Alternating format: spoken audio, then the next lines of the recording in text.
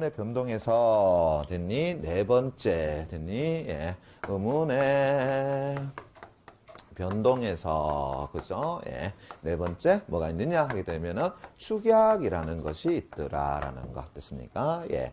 자, 축약이라고 하는 것은 우리가 표시 기호로 나타내면은 어떻게 나타낸다고? 아, x, a, b, y가 그죠? 뭐가 된다고? x, c, y가 되는 케이스가 된다. 이렇게 여러분들이 보시면 될 것 같습니다.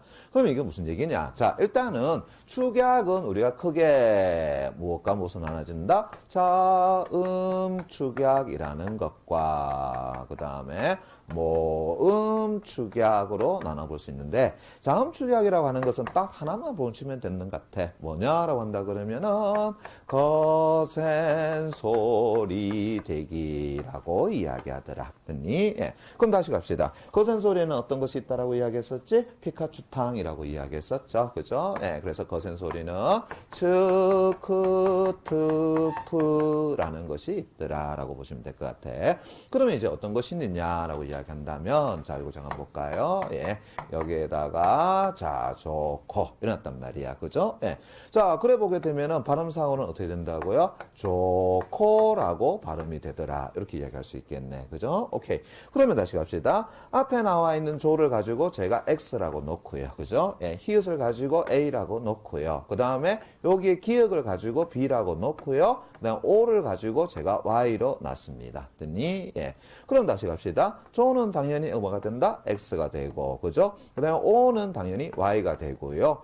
그래 봤더니만은 뭐가 남는다? 키읔이 남더라. 그죠? 근데 키읔은 앞에 나와니 히읗, 기역하고는 관계가 없잖아. 그죠? 예. 그러니까 뭐 해주면 된다? C라고 해주면 되겠죠. 됐니? 예. 그런데 지금 앞에 제목 갖다 붙이기를 거센 소리가 되기라고 이야기했었잖아요. 그죠? 그러면 이제 가만히 생각해보자. X, A, B, Y가 X, C, Y가 됐을 때 항상 C에는 뭐가 나타나야 된다고? 거센 소리가 나타나야 된다. 이렇게 이야기할 수 있겠네. 그죠? 예. 그래서 C는 항상 뭐가 된다? 그래. 거센 소리가 된다. 이렇게 보시면 될 것 같아.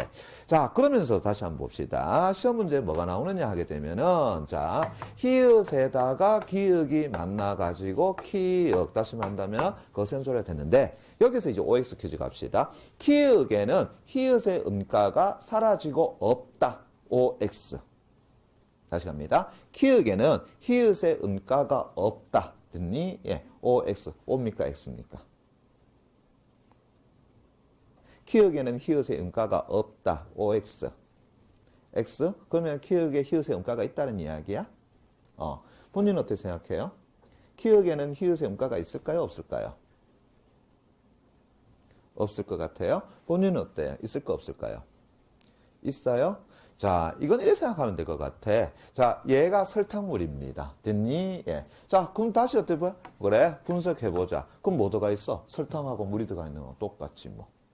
다시 말한다면은 기역 속에는 뭐가 들어가 있다고 보는 거야? 히읗의 음가가 들어가 있다라고 본다라는 이야기입니다. 이제 이해되겠니? 오케이, 다시 갑니다. 거센 소리는 히읗과 그 거센 소리를 만들어내는 기역, 디귿, 비읍, 지읒이 어떻게 한다고요? 그래, 어우러져가지고 만들어지는 거다라는 거야. 그러면 이렇게 만들어진 거센 소리 안에는 뭐가 들어가 있어? 히읗 음가는 그대로 들어가 있다라는 이야기입니다. 요거 잊지 마세요. 됐습니까? 거센 소리가 만들어졌을 때 그 거센 소리에서는 히읗 음가가 사라진 것이 아니라 히읗 음가는 그대로 들어가 있다라고 보셔야 돼. 됐니? 자, 근데 이러면 어떨까요? 아, 좋아. 됐습니까? 예. 얘 발음하게 되면 어떻게 된다고? 좋아. 이렇게 발음할 수가 있겠죠. 그죠? 오케이. 그럼 얘는 어떻게 되겠어? 히읗 음가가 살아있어? 아니면 없어져 버렸어? 얘는 히읗 자체가 뭐가 됐다고? 탈락이 되어버렸잖아. 그죠? 그러니까 조화 속에서는 히읗 음가는 어떻게 된다고? 완전히 사라지고 없다. 우리가 이렇게 판명할 수 있다라는 이야기입니다. 이제 이해되겠니? 되겠습니까? 오케이. 그래서 거센 소리 대기는 1차적으로 축약에 해당되고 그렇게 만들어진 거센 소리 안에서는 히읗 음가가 사라진 것이 아니라 히읗 음가는 들어가 있다라는 이야기입니다. 됐습니까? 예. 그거 잊지 마세요. 됐니? 오케이. 자, 그러면 이제 또 하나 뭐가 남았는데 모음 축약 축약이라는 것이 남았는데, 자, 모음 축약은 우리가 또 한번 살펴보자. 자, 앞에서 이제 분절의문에서는 자음과 모음이 있다라고 이야기했었죠. 그죠? 그러면서 이제 자음에 대해서는 다 설명했고, 그러면 이제 모음엔 어떤 것이 있는데? 라고 따지고 들어가면은, 모음은 다시 한 개, 두 개, 세 개. 그래, 세 개로 또 나눠볼 수 있을 것 같아. 그죠? 예. 어떻게 나눠지느냐 하게 되면은, 양성 모음이라는 것과, 그 다음에 음성 모음이라는 것, 그 다음에 중성 모음이라고 하는 것으로서 나눠볼 수 있겠더라. 그러면 이제 양성 모음엔 어떤 것이 있는데? 라고 한다면 굉장히 많이 있어요. 그런데 그걸 다 외우려고 하지 마라. 자, 이래 봅시다. 양성이라고 하니까 왠지 뭐야? 조금 밝은 느낌이 나는 느낌이다 라고 얘기할 수 있겠죠. 그죠? 그럼 우리 모음 가운데서 밝은 느낌이 나는 모음은 어떤 것이 있느냐? 자, 이제 한번 해보세요. 어떤 것이 있어?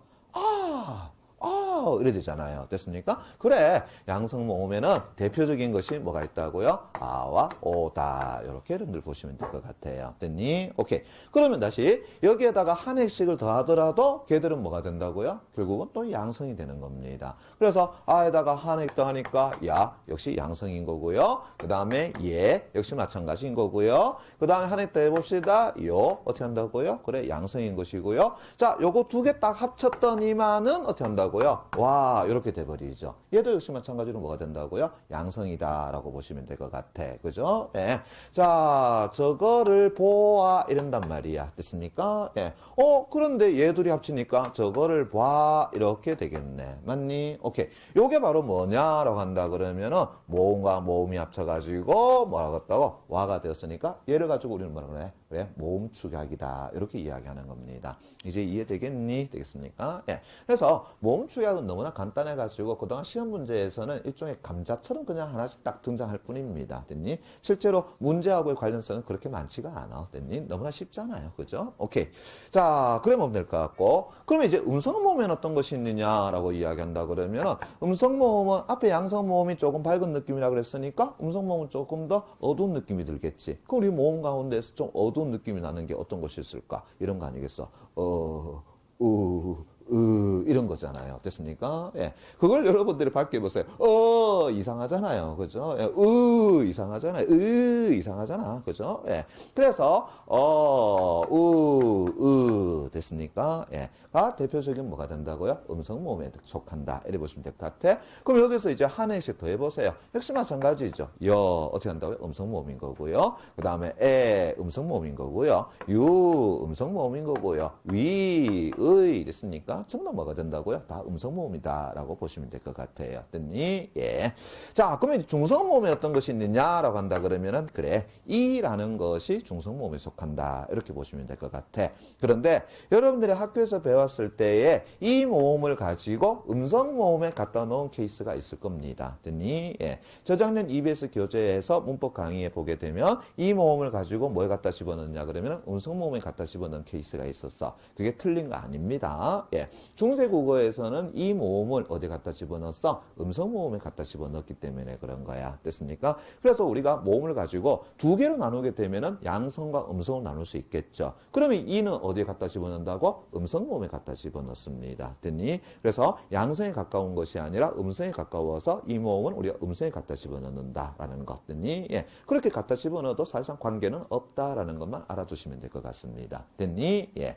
자, 그런데 이 모음이 왜 중요하냐라고 한다 그러면 여러분들 시험 문제 하나 묻는 것이 있어. 뭐냐라고 한다 그러면 결국은 이런 거야. 모음 조화라는 것에 대해서 묻고 들어가기 때문이다라고 보시면 될 것 같아. 그럼 모음 조화는 뭐냐라고 한다면 결국 이런 거겠죠. 모음이 뭐를 이룬다고요? 조화를 이루는 것이다라는 것. 됐습니까? 예. 우리는 보통 남녀가 만나면 조화를 이룬다 그랬는데 모음은 안 그래. 모음은 어떻게 한다고요? 동성이 만나야 되는 거야. 그래서 양성 모음은 양성 모음끼리, 음성 모음은 음성 모음끼리 만나는 것을 우리는 모음이 조화를 이룬다. 이렇게 이야기하는 겁니다. 됐니? 예. 자, 그런데 이거 지난번에 제가 이런 얘기 한 적이 있었죠. 우리 국외음화, 그죠? 기억납니까? 예. 국외음화는 중세국어에서는 지켜지지 아니하다가 현대국어로 오면서 잘 지켜지는 케이스다라고 이야기했었죠. 그죠? 예. 그걸 뭐라 그랬습니까? 바로 이러한 음운 현상이 강화된다라고 이야기를 했었지. 그죠? 예. 그런데 우리 국어에서는 이러한 음운 현상이 약화되는 케이스도 나타날 수 있다라고 이야기했습니다. 그 대표적인 것이 바로 뭐냐 하게 되면은 이 모음조화 현상이다라고 보시면 될 것 같아요. 됐어? 이건 다시 말하자 그러면은 중세 국어에서는 모음조화가 잘 지켜졌어. 그런데 현대 국어로 오면서 어떻게 됐다고? 모음조화가 잘 지켜지지 않더라라는 이야기입니다. 다시 말한다면은 중세 국어에 잘 지켜지던 것이 현대 국어로 오면서 어떻게 돼? 거의 다 파괴되고 붕괴되었다라고 이야기하는 거야. 그러면 이건 어떻게 얘기할 수 있겠니? 바로 이러한 음운 현상이 오늘날 어떻게 돼? 강화되는 것이 아니라 약화되고 있다. 이렇게도 이야기한다라는 거죠. 이해되겠나? 오케이. 그럼 다시 갑시다. 모음 조화는 기본적으로 양성 모음은 양성 모음끼리 됐습니까? 그 다음에 음성 모음은 음성 모음끼리 만나는 것을 모음 조화라고 이야기하는데 오늘날 현대에는 어떻게 된다고요? 이런 모음 조화가 거의 다 뭐가 돼 있더라? 그래, 붕괴가 되었더라. 이렇게 이야기할 수 있겠어. 됐습니까? 예. 그러면서 이제 모음조화 사례를 우리가 잠깐만 살펴보게 되면, 자, 이렇게 봅시다. 예. 자, 보다의 어간 어떻게 된다고요? 보까지라고 이야기했었죠. 얘가 규칙 활용을 하는지 불규칙 활용을 하는지는 뒤에다 뭘 갖다 붙이면 된다 그랬더라? 아언이라는 것을 갖다 붙이면 된다 그랬었죠. 그래서 제가 어떤 때는 아를 갖다 붙이고 어떨 때는 어를 갖다 붙였지. 그죠? 예. 왜 그랬을까? 살펴보면은 이제 봐봐요. 어간에 지금 오, 모음은 양성이야, 음성이야? 양성이죠. 그러니까 이제 뒤에다가 뭘 갖다 붙인다고? 아어에서 그래, 아를 어떻게 한다고요? 갖다 붙이는 겁니다. 왜 그러느냐? 이제 양성이니까 당연히 뒤에 뭘 갖다 붙인다고? 양성을 갖다 붙이는 형태가 돼버려. 이해되겠니? 예. 자, 또 하나 더 봅시다. 자, 먹다, 어간 어떻게 된다고요? 먹, 이렇게 되겠죠? 자, 얘는 아어 가운데서 이제 뭘 갖다 붙인다고? 아가 아니라 어를 갖다 붙이겠죠. 왜 그러느냐라고 한다 그러면은 앞에 있는 어간의 모음이 양성이냐 음성이냐 했을 때 음성이 되어버렸잖아. 그죠? 그러니까 뒤에다가 이제 뭘 갖다 붙이는 거야? 아가 아니라 어를 갖다 붙이는 거다. 이렇게 이야기할 수 있는 거야. 됐니? 그러면 또 이렇게 얘기할 수 있겠네. 선생님, 아와 어는 됐니? 예. 소위 문법적인 역할은 동일하지만 그 형태만 다를 뿐이네요. 라는 것. 이걸 우리가 뭐라 그랬었지?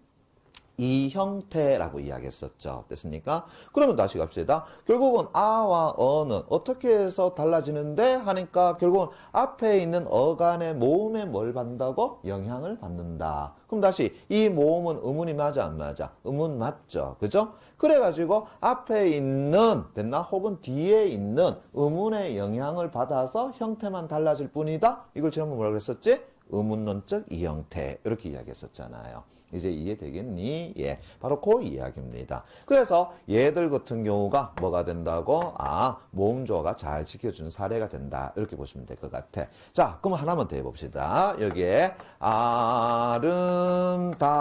아름답다. 됐습니까? 예. 어간은 어디까지 되죠? 아름답까지가 되겠죠. 됐니? 예. 그럼 다시 물어보자. 이 뒤에다가 우리가 아를 갖다 붙일까? 어를 갖다 붙일까? 자, 원칙상으로는 살펴보니까 아름답에 보니까 가 뭐가 된다고요? 양성이 되겠죠. 그죠? 예. 그럼 뒤에다가 뭘 갖다 붙이면 되겠니? 아를 갖다 붙이면 되겠네. 그죠? 예. 그러면은 결국은 아름답의 뒤에 모음으로 시작하는 형식 형태소가 만났으니까 비읍은 뭘로 바뀐다고요? 오나 우로 바뀐다라고 이야기했었죠. 그럼 뭘로 바뀔까요? 양성이니까 당연히 우가 아니라 오로 바뀌게 되겠지. 그러니까 결국은 아름다 어떻게 한다고? 오로 바뀌고 뒤에 아가 갖다 붙어가지고 아름다워 이렇게 해준단 말이야. 근데 이제 가만히 생각해 보니까 오늘날 우리는 아름다워라고 하니 아름다워라고 하니 아름다워라고 하죠. 됐습니까? 예.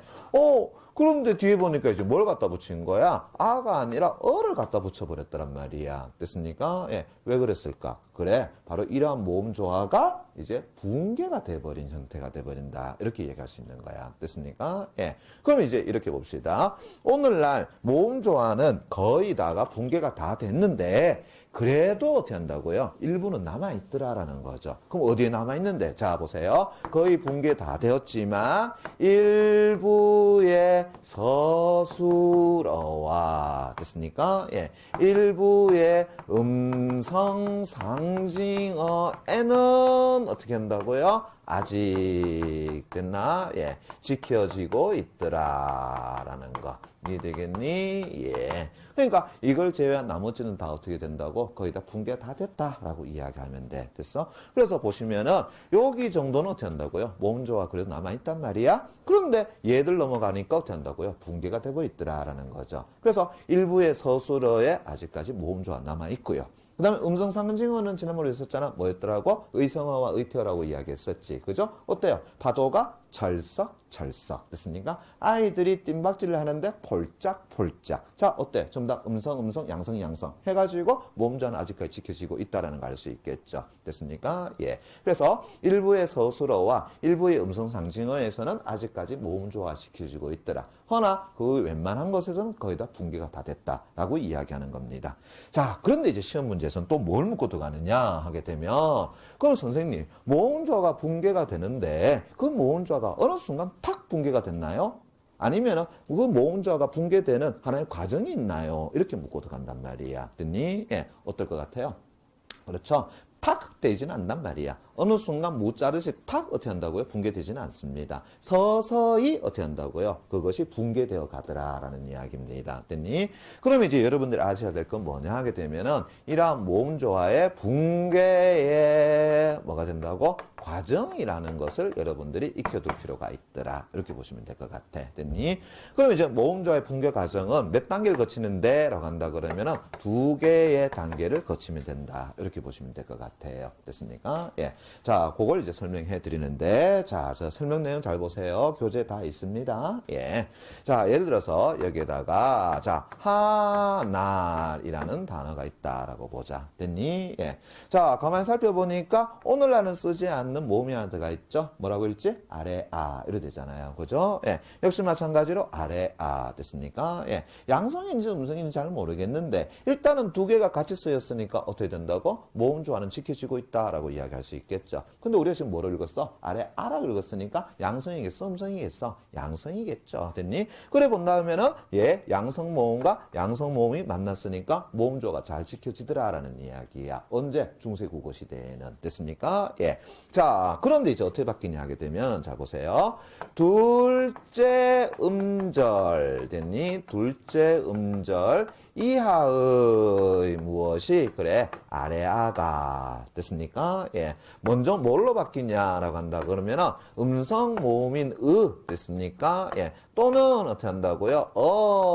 등으로 어떻게 한다고? 그래 바뀌는 현상이 나타나더라라는 이야기입니다. 됐니? 예. 이해되겠어? 오케이. 다시 갑니다. 둘째 음절 이하의 아래아가. 됐니? 예. 뭘로 바뀐다고요? 음성 모음인 으나, 우 등으로 어떻게 한다고요? 또 바뀌게 돼. 자, 그러면 이제 봐봐요. 지금 첫째 음절, 둘째 음절이 있는데, 둘째 음절의 아래아가 뭘로 바뀌게 된다고? 우 등으로 바뀌게 된다. 다시 한다. 음성 모음으로 바뀌게 된다. 그래서 얘가 어떻게 바뀌냐 하게 되면, 이렇게 되는 거겠지. 하고 늘 이렇게 돼버리죠. 됐니? 자, 그럼 어때요 이제? 양성이 했는데 이제 살펴보니까 양성, 음성 이렇게 돼버렸잖아요. 그죠? 예. 그래서 벌써 이제 어떻게 됐는 거야? 아, 모음조가 붕괴되기 시작한 거다라는 이야기입니다. 됐니? 자, 요게 1단계고요. 그럼 이제 2단계 가면 어떻게 되느냐 하게 되면은 첫째 음절에 됐습니까? 예, 무엇이요? 아래아가 됐니? 예, 뭘로 바뀌게 된다고? 양성 모음인 아나 오 등으로 어떻게 한다고요? 바뀌게 되더라라는 이야기입니다. 이제 이해되겠니? 됐어? 그럼 자, 다시 갑시다. 자, 둘째 음절 먼저 바뀌었습니다. 그러면 이제 뭐 바뀌어야 된다고요? 첫째 음절의 아래아가 바뀌어줘야 되겠죠. 그죠? 예. 그래서 첫째 음절의 아래아가 뭘로 바뀐다? 양성 모음이 아로 바뀌게 되고, 그러면서 이제 뒤에 늘 그대로 오게 되겠죠. 됐니? 예. 자, 그럼 봐봐. 어떻게 돼 있어? 앞에는 양성이고 뒤에는 음성이니까 모음조화가 완전히 붕괴가 다 됐다. 이렇게 이야기할 수 있는 거죠. 됐니? 예. 요 과정을 거쳐가지고 오늘날 많은 단어들이 모음조화가 파괴가 되고 붕괴가 됐다라고 이야기하는 겁니다. 이제 이해되겠어? 예. 그럼 하나만 예로 더 해봅시다. 자, 여기에 가알이라는 단어가 있더라. 됐니? 역시 마찬가지로 어떻게 된다고요? 그래, 양성이잖아. 그죠? 그럼 이제 둘째 음절 이하의 아래아가 먼저 뭘로 바뀌게 된다고요? 그래, 음성모음으로 바뀌게 된다. 그래 보니까는 아하, 가을 이렇게 되더라라는 거죠. 벌써 어떻게 됐어? 모음자 붕괴됐죠. 됐습니까? 예. 그러다가 이제 첫째 음절이 뭘로 바뀌게 된다고요? 양성모음인 아로 바뀌게 되면서 가을 이렇게 되는 거 아니겠어? 됐니? 그러니까 이제 가을이란 단어는 모음조어가 어떻게 된다고? 완전히 붕괴됐다 이렇게 얘기할 수 있겠죠. 이제 이해되겠니? 예. 자, 참고적으로 요게 2017년 3월 고3 모의평가에 어떻게 한다고요? 나왔던 문제입니다. 11번에서 12번 문제입니다. 이해되겠니? 예. 그래서 나는 학생들에게 미리 어떻게 한다고요? 다 외워두라라고 이야기했단 말이야. 이건 작년 겨울방학 때 똑같이 했던 수업 내용입니다. 그런데 3월 모의평가에 뭐 나왔어? 바로 이 부분을 가지고 큰 문제로 됐니? 예, 제시를 해버렸던 거야. 됐습니까? 그러니까 그걸 알고 있는 학생들은 읽어보니까 어때? 아이고, 당연하죠. 그죠? 예. 그러면서 11번 문제, 12번 문제를 굉장히 쉽게 풀었어. 근데 실제로 11번 문제, 12번 문제 정답률이 어떻게 되냐 그러면은 11번 문제가 60몇 %고요. 12번 문제가 50몇 %입니다. 됐니? 예. 그럼 60몇 %, 50몇 %라면은 난이도가 높은 거냐? 예, 굉장히 높은 겁니다. 됐어? 거의 반 이상이 어떻게 한다고요? 틀려버렸더라라는 이야기가 되죠. 됐니? 예. 그런데 이제 이 내용을 알고 있으면 어때? 굉장히 쉽게 풀 수가 있었더라라는 겁니다. 왜? 여러분들 벌써 다 알고 있는 내용이니까. 됐니? 오케이. 그래서 다시 갑니다. 모음에는 어떤 것이 있다고? 양성, 음성, 중성이라는 것이 있고 오늘날 현대국어에서는 중성 모음이라고 이야기하지만 또 달리 음성 모음에 포함시켜서 이야기되는 경우도 있다라고 이야기했습니다. 그죠? 오케이. 그러면서 이제 모음 조화는 양성과 양성이 만나고 음성과 음성이 만나는데 오늘 현대국어에서는 이러한 모음 조화가 거의 다 붕괴 다 되었더라라는 거. 그래도 남아있더라. 어디 남아있는데? 라고 한다면 일부의 서술어와 일부의 음성 상징어에 에서는 남아있더라. 그죠? 그러면서 어떻게 붕괴됐는데? 라고 하니까 요 두 개의 과정을 거치게 되더라. 이렇게 이야기할 수 있는 것이 되겠죠. 이해되겠니? 됐습니까? 오케이. 자, 그 다음에 이제 우리가 챕터 4로 넘어가 봅시다. 됐니? 예. 자, 그러면은 이제 의문에 대한 건 다 이야기했는 것 같고요. 자, 챕터 4, 31페이지 갑니다. 됐나요? 예. 자, 챕터 4로 가보자. 예. 자, 챕터 4에는 제가 요렇게 이야기해놨네. 어이구야, 새 말을 어떻게 한다고요? 만드는 방법이라고 이야기해놨네. 그죠? 그러면서 이제 부제를 보니까, 아하, 합성어, 그 다음에 파생어, 요렇게 이야기해놨네. 그죠? 예. 자, 이 말은 결국 무슨 말이겠어? 자, 이래 봅시다. 우리의 말이라고 하는 것은 다시 한다면은 우리 사회가 진보되어 가면 갈수록 그죠? 예, 항상 뭐 할 수밖에 없는 거야? 새로운 말이 나타날 수밖에 없는 거죠. 그러면 우리 말은 끊임없이 뭐가 되겠어? 늘어나겠네. 그런데 그렇지가 않죠. 실제로 우리가 일상에 쓰고 있는 어휘를 가만히 살펴보게 되면은 3,000개에서 한 4,000개 정도 쓴답니다. 근데 조금 더 이제 문학적 표현을 하거나 기술적으로 이야기를 하게 되면은 최대 한 3만 개까지를 쓴다라고 이야기합니다. 됐니? 그런데 어떻게 한다고? 소위 말해서 우리는 그렇게 무한정으로 늘어나지는 않는다라고 이야기할 수 있겠죠. 벌써 우리 역사가 반만년 역사 아닙니까? 그죠? 그럼 왜 그러냐 하게 되면은 언어라는 것은 생겨났다가 또 사용하지 않으면은 또 소멸되기 때문이더라. 라는 거야. 됐어? 이런 걸 우리가 뭐라 그래요? 언어의 역사성이라고 이야기하는 겁니다. 됐니? 예. 자, 그러면서 또 하나 더 이야기할게요. 지금 여러분들이 앉아 있는 것을 우리는 뭐라고 이야기하지? 책상, 의자라고 이야기하죠. 그죠? 좋아. 책상이라는 거. 나는 그 책상이라는 거 부르는 게 왠지 마음에 안 들어. 그래서 뭐로 부르고 싶어? 똥이라고 부르고 싶어. 됐습니까? 예. 그런데 여러분들이 거기에 대해서 호응합니까? 못합니까? 호응 못하죠. 그죠? 예. 왜 그런 거야?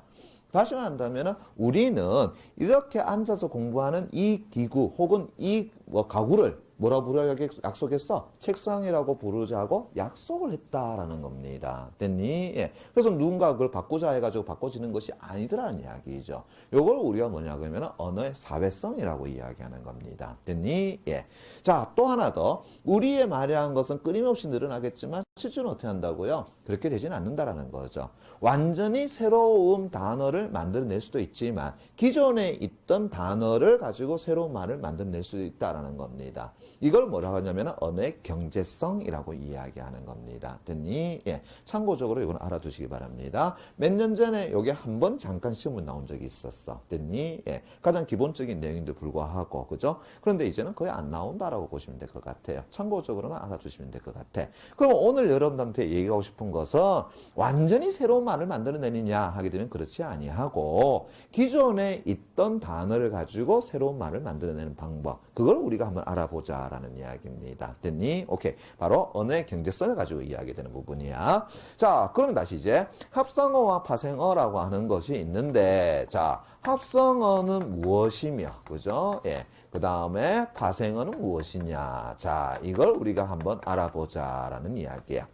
자, 그럼 합성어는 뭔데? 라고 한다 그러면 합성어는 이렇게 정의를 내릴 수 있어.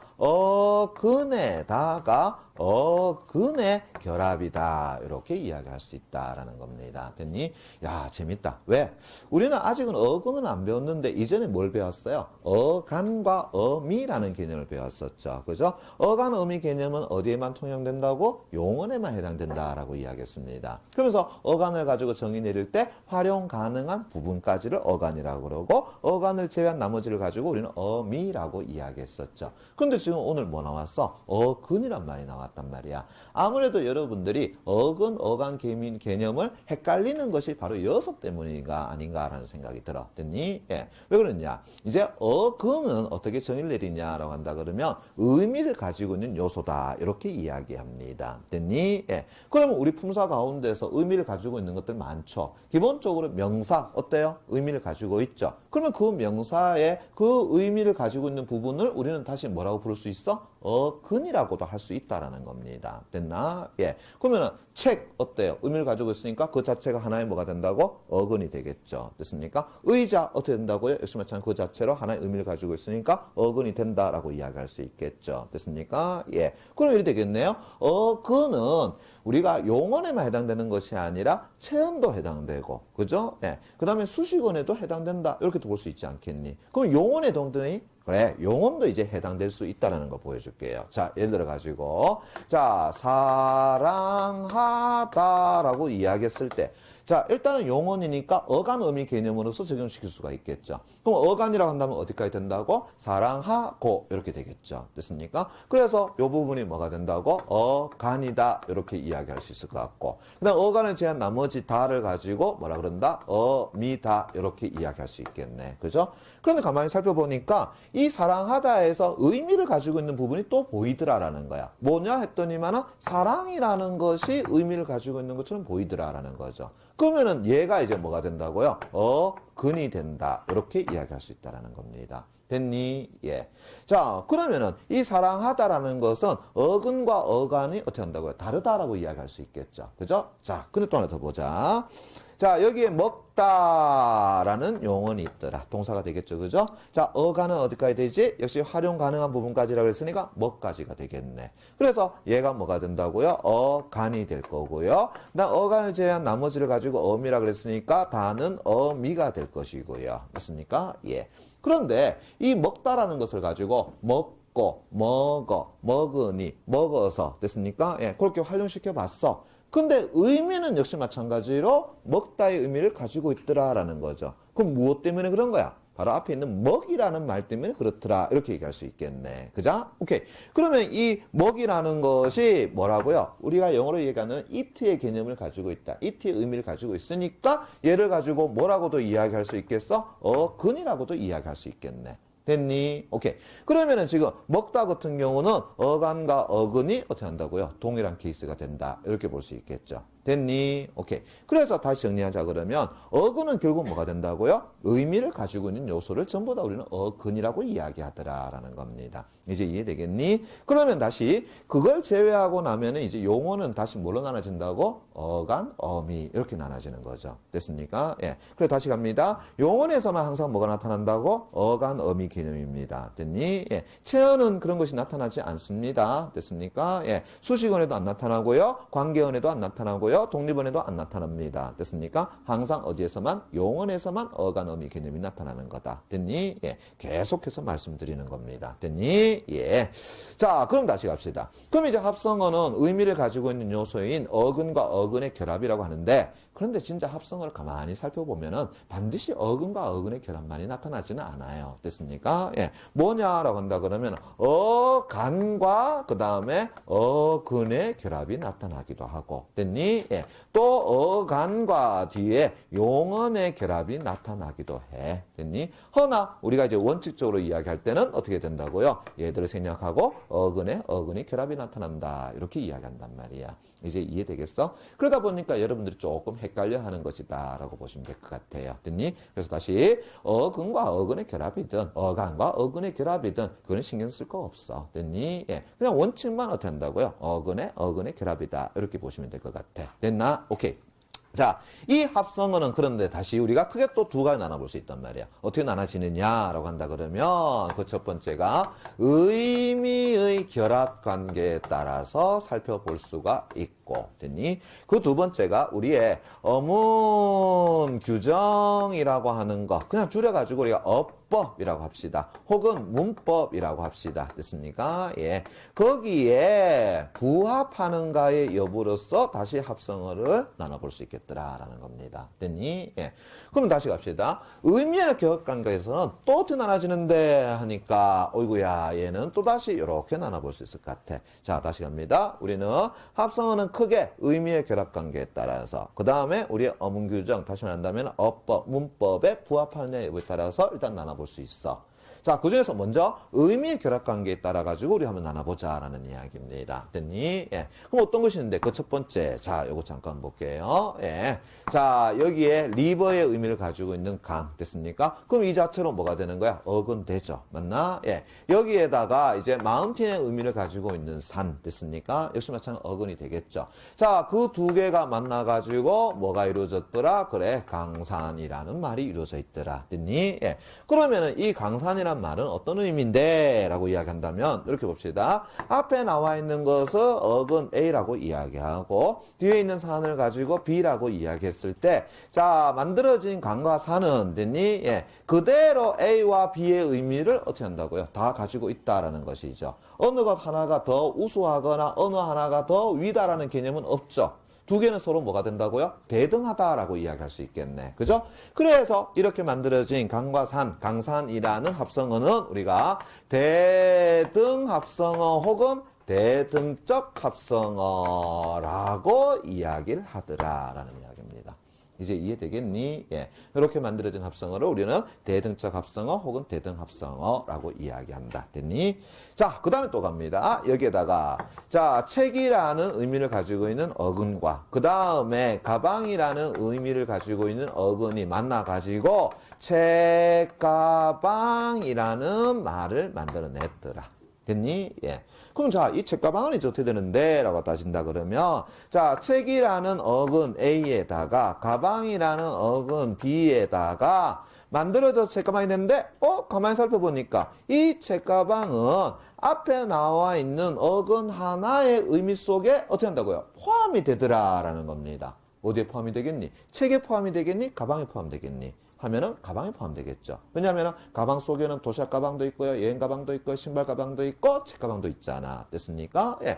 그러면 책 가방은 어떻게 한다고요? 스몰 b 이렇게 주면 되겠네. 맞나? 오케이. 그래서 이렇게 만들어진 책가방이라는 합성어는 앞에 나와 있는 기존 어근의 의미 속에 포함, 다시 한다면은 종속된다고 해가지고 얘를 가지고 종속 합성어 혹은 종속적 합성어라고 이야기하더라라는 겁니다. 이제 이해되겠니? 이해되겠습니까? 이해됐나? 그럼 다시 갑시다. 고무신 어떻게 되는데요? 역시 마찬가지죠. 고무 플러스 신 했더니만은 만들어진 고무신. 맞나? 그럼 이 고무신은 뭐가 된다고요? 종속합성어가 되겠죠. 앞에 나와 있는 어디에? 신에 됐나? 예, 의미 속에 포함돼 버린 거니까. 이해되겠어? 오케이. 자, 그 다음에 이제 세 번째 갑니다. 자, 이거 한번 들어볼게요. 쥐라는 어근과 그 다음에 며느리라는 어근이 만나가지고 쥐며느리라는 말이 만들어졌더라. 됐니? 예. 자네, 쥐며느리가 뭐예요? 어? 곤충이야? 쥐며느리가 뭐야? 모르겠어요? 예. 쥐며느리가 뭐예요? 벌레죠. 이걸 아는 사람들은 아는데 모르는 사람들은 똘 떨려버리더라고. 됐니? 쥐며느리 뭐냐 하게 되면은 공벌레 하는 겁니다. 그래서 기어다니는데 톡 건드리잖아? 그럼 걔가 어떻게 한다고요? 동그래집니다. 됐니? 예, 됐어? 어디 바닷가 같은 데 가가 보세요. 바위 들치고 하면은 우글우글 기어다니는 것이 있어. 됐어? 예, 그거 탁 건드려 보세요. 그럼 어떻게 한다고요? 공처럼 딱 어떻게 돼? 오므라들어 버려. 됐어? 예, 그걸 쥐면이라고 얘기해요. 됐니? 예. 첨한 사람도 있었죠. 그죠? 예. 남학생들 알겠지만 여학생들도 잘 모르는 사람도 있을 거야. 자, 그럼 다시 갑시다. 얘는 그럼 이래 되겠네. 자, 앞에 나와 있는 지라는 어근과 며느리라는 어근과는 전혀 관계없는 뭐가 된다고요? 새로운 의미를 만들어 버렸죠. 됐습니까? 예. 그러니까 쥐며느리는 앞에 쥐하고도 관계없어. 그 다음 며느리하고도 관계없어. 됐습니까? 완전히 새로운 의미를 만들어 버렸잖아요. 됐니? 자, 요걸 우리가 뭐라고 하냐 하게 되면은 융합적 합성어 혹은 융합합성어 이렇게 이야기합니다. 이제 이해되겠니? 됐어? 예. 자, 그러면서 이제 시험 문제 잘 나오는 게 바로 뭐냐면은 요 융합합성어. 됐습니까? 요거 잊지 마세요. 자, 예로서 제가 몇 가지만 좀 들어줄 테니까, 예. 자, 예로 어떤 것이 있느냐. 자, 할아버지 계시니? 할아버지 계세요? 할아버지 계시니? 안 계셔? 예. 할머니 계시니? 그럼 할머니 원래 춘추가 어떻게 되시니? 88. 자, 제가 지금 뭐라고 물었어요? 춘추라고 이야기했었죠. 됐습니까? 예. 그 춘추는 어떤 말이냐 하게 되면, 이렇게 우리가 씁니다. 됐니? 예. 그럼 봐봐요. 추는 뭐가 된다고요? 봄. 됐습니까? 추는 어떻게 한다고요? 가을. 이리 되죠. 그런데 지금 이 친구한테 내가 할머니 춘추는 어떻게 되니? 하니까 88요라고 이야기했단 말이야. 그죠? 예. 그럼 이 친구는 뭘로 받아들인 거예요? 나이. 이렇게 받아들인 거죠. 됐습니까? 그래서 춘추가 나이로 어떻게 한다고요? 의미가 돼버리면은 얘는 완전히 뭐가 된 거야? 새로운 의미가 돼버린 거지. 됐습니까? 그럼 물어봅시다. 춘추가 나이로 의미 파악되면은 얘는 뭐가 된다고? 융합합성어가 된다. 이렇게 이야기할 수 있겠네. 이제 이해되겠니? 근데 이러면 어떨까요? 자, 우리 집은 춘추로 제사를 지내요. 라고 한다 그러면 이때 춘추는 뭐가 되겠어? 자, 이때 춘추는 뭐가 되죠? 대등합성어가 되죠. 왜? 우리 집은 춘추로 제사를 지내요. 라고 한다 그러면 우리 집에는 봄과 가을에 제사를 지내요. 이렇게 되잖아요. 그러니까 봄, 가을의 의미가 그대로 나타나고 어느 것 하나에 종속되지도 않죠. 됐습니까? 그때는 어떻게 한다고요? 대등합성어가 돼버리는 거야. 이제 이해되겠니? 예. 자, 그 다음에 이렇게 얘기하면 어떨까요? 예. 자, 신입사원이 지각했습니다. 됐니? 야, 상사가 이야기합니다. 너는 매일 지각하고 말해. 도대체 오늘은 뭐 때문에 지각했는데? 그죠? 화가 나서 이야기했어. 그랬더니 오늘은 뭐 버스가 어쩌고 저쩌고. 그랬더니 상사가 이런 얘기해. 야, 오리발 좀 내밀지 마. 됐습니까? 그럼 물어봅시다. 이때 오리발은요? 그 신입사원이 진짜 주머니에서 어떻게 한다고요? 꺼내가지고 노란 거를 꺼내갖고 이거 오리발인데요. 있겠습니까? 아니죠. 그때 상사의 말은 어떤 의미야? 야, 핑계 좀 대지 마. 됐습니까? 예. 라고 이야기한 거지. 그러면 그때 오리발은 진짜 어떻게 돼요? 오리하고 발, 다시 말하면 덕스, 푸, 그거하고는 관계 있어, 없어? 없다라고 이야기할 수 있겠죠. 됐습니까? 예. 그러면은 오리발이 핑계라고 이야기할 때 역시 마찬가지로 뭐가 된다고요? 융합성어. 이렇게 되겠죠. 이제 이해되겠니? 되겠어? 자, 그러면서 또 하나만 더 가봅시다. 됐니? 예. 미안한데, 자네 연세가 어떻게 되니?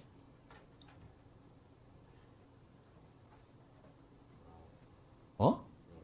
19이야? 그럼 물어보자. 연세는? 연세는 대등일까요? 종속일까요? 융합일까요?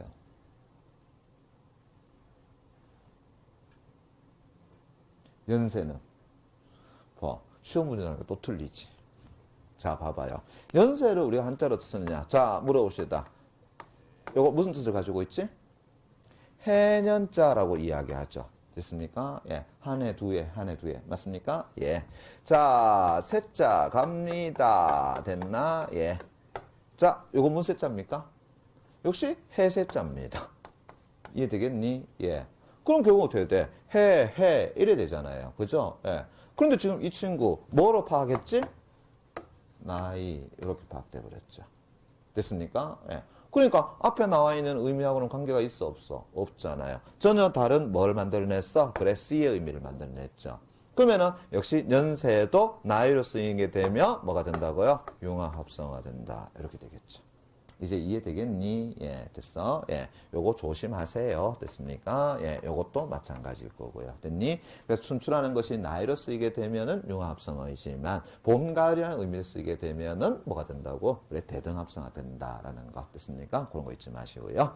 그 다음에 뭐 이제 네 번째가 뭐 있느냐라고 한다 그러면 됐니? 비가 붓을 내립니다. 다시 비가 붓을 내립니다. 그랬더니 비가 붓을 내립니다. 됐습니까? 예.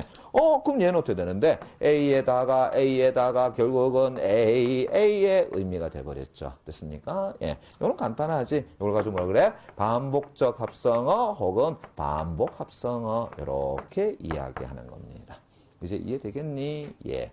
자, 그럼 다시 갑시다. 지금 우리는 4개의 합성어를 가만히 살펴봤는데, 가만히 살펴보니까 전부 다 뭐에 따라 나눠진 거야? 의미의 결합관계에 따라서 나눠본 거죠. 이해되겠습니까? 예, 이해됐어요. 자, 요거는 고등학교 1학년에서 2학년 수준. 됐습니까? 예, 1학년에서 2학년 수준입니다. 됐니? 예. 자, 그러면 이제 고등학교 3학년 수준에서 뭘 묻는데? 요걸 묻더라라는 이야기입니다. 됐니? 오케이. 자, 물론 지금 어문 규정에 부합하느냐 여부에 따라 가지고 나눠지는 것도 2학년 수준에서는 묻고 들어가요. 대신에 2학년 수준에서는 어떻게 쓸 거냐 하게 되면 보기 박스나 내용 박스에 다 설명해 줬을 겁니다. 그런데 그 설명 내용을 여러분들이 이해를 못 하더라. 그러니까 또 틀려버리더라라는 이야기야. 됐니? 예. 근데 고등학교 3학년은 어떻게 되는지 아나? 딱 이렇게 하면 되죠. 보기 박스, 네오 박스에서. 어떻게 한다고요? 합성어 가운데서는 우리의 어문 규정에 맞게 이루어진 합성어를 통사적 합성어라고 이야기하고, 우리의 어문 규정에 맞지 않게 이루어진 합성어를 비통사적 합성어라고 한다. 그거까지 끝. 그리고 어떻게 한다고요? 비통사적 합성에다 밑줄 딱 꺼놓고, 됐습니까? 예. 위에 문제에서 뭐라 그런다고요? 보기에 밑줄 친 내용에 관계되지 않는 것은, 혹은 관계된 것은, 됐습니까? 예. 그렇게 묻고 들어갑니다. 됐어? 예. 그럼 이제 어떻게 해야 되겠어? 흔히 말해서 이 통사적 합성어, 비통사적 합성어에 대해서 여러분들 알고 있어야 될까, 모르고 있어야 될까? 당연히 알고 있어야 되는 거죠. 됐습니까? 예. 2학년 때는 그래도 어떻게 한다고요? 거기에 대한 구체적인 설명을 또 해줍니다. 그런데도 또 그게 또 잘 이해가 안 돼. 됐니? 예.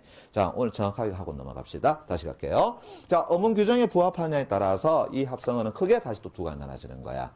자, 이 어문 규정에, 자, 맞다라고 한다면, 됐습니까? 예. 그걸 우리는 통사적 합성어라고 이야기하고, 됐니? 예.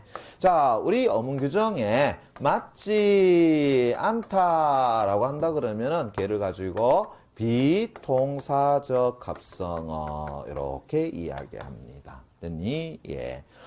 선생님, 그러면은 우리는 지금 문법을 배우고 있는데요. 그 문법 덜 배웠는데 이거 나눌 수 있나요? 아, 나눌 수 있어요. 지금 통사적 합성어, 비통사적 합성어를 구분 짓는 것은 모든 문법에 해당되는 게 아니야. 됐니? 그럼 뭐냐 하게 되면은 3 플러스 1입니다. 됐어요? 예. 그래서 4가지만 여러분들이 익혀두면 될 것 같아. 됐어? 예. 그래서 이 4가지에 특히나 앞에 3이라고 하는 3가지는 반드시 외워둬야 되는 거고요. 됐니? 예. 뒤에 하나는 간혹 가다가 시험 문제 나온단 말이야. 역시 익혀두면 좋다라고 이야기할 수 있습니다. 됐니? 예. 그럼 다시 갑시다. 이 3 플러스 1의 4가지가 도대체 뭔데? 이래 되는 거 아니겠어? 그죠? 그걸 이제 여러분들이 외워달라는 겁니다. 자, 첫 번째 이렇습니다. 비통사적 합성어의 사례가 되는 거. 자, 일단은 우리 어문 규정에서 명사에다가 명사가 결합되는 것은 맞다라고 봅니다. 됐어? 예. 그래서 다시 명사에다가 명사가 결합된 이 합성어를 우리는 뭐라 그런다고요? 그래, 우리 어문 규정에 맞으니까 걔는 통사적 합성어다. 이렇게 얘기합니다. 그러면 앞에서 우리 봤던 것처럼 강산 어떻습니까? 당연히 명사 플러스 명사니까 강산이라는 것은 통사적 합성화 돼버리는 거겠죠. 또 책가방 어떻습니까? 책 플러스 가방, 명사 플러스 명사잖아요. 그러면 만들어진 책가방은 당연히 우리 어문 규정에 맞다라는 이야기입니다. 됐니? 예. 그런데 이제 문제는 이게 생기죠. 뭐냐라고 한다 그러면 부사 뒤에 뭐가 오느냐 하게 되면은 명사가 오는 경우가 있더라. 됐습니까? 예. 자, 얘 왜 우리 어문 규정에 어긋나 버리지? 자, 품사에서 부사는 원칙적으로 뭘 꾸며준다고 얘기했지? 용언을 꾸며준다라고 이야기했잖아요. 됐습니까? 예. 근데 부사가 지금 뒤에 뭘 꾸며주는 형태가 돼버렸어? 명사를 꾸며주는 형태가 돼버렸잖아요. 그러니까 우리 어문 규정에 맞아, 안 맞아? 안 맞다라는 이야기입니다. 이제 이해되겠니? 되겠어? 오케이. 그래서 부사 플러스 명사로 이루어진 것은 뭐가 된다고요? 비통사적 합성어가 된다. 이렇게 이야기하는 거야. 됐어? 예. 자, 그럼 이제 예를 들어 봅시다. 자, 비가 붓을 내리더라. 자, 물어봅시다. 음성 상징어는 전부 다 품사가 뭐라 그랬었지? 부사라고 이야기했었죠. 됐니? 자, 거기에다가 이제 명사 비가 갖다 붙었습니다. 됐니? 예. 자, 그래서 두 개 합쳤더니만은 부슬비 이렇게 새로운 단어가 만들어지더라. 그럼 부슬비는 합성어 맞아 안 맞아? 합성어 맞잖아요. 그죠? 그런데 무엇과 무엇의 결합이야? 부슬이라는 부사에다가 비라는 명사가 결합되었으니까 얘는 기본적으로 우리 어문 규정에 맞아 안 맞아? 안 맞다고 이야기할 수 있겠지? 그래서 이 부슬비는 통사냐 비통사냐 하게 되면은 비통사적 합성어다. 이렇게 이야기할 수 있는 거 아닌가?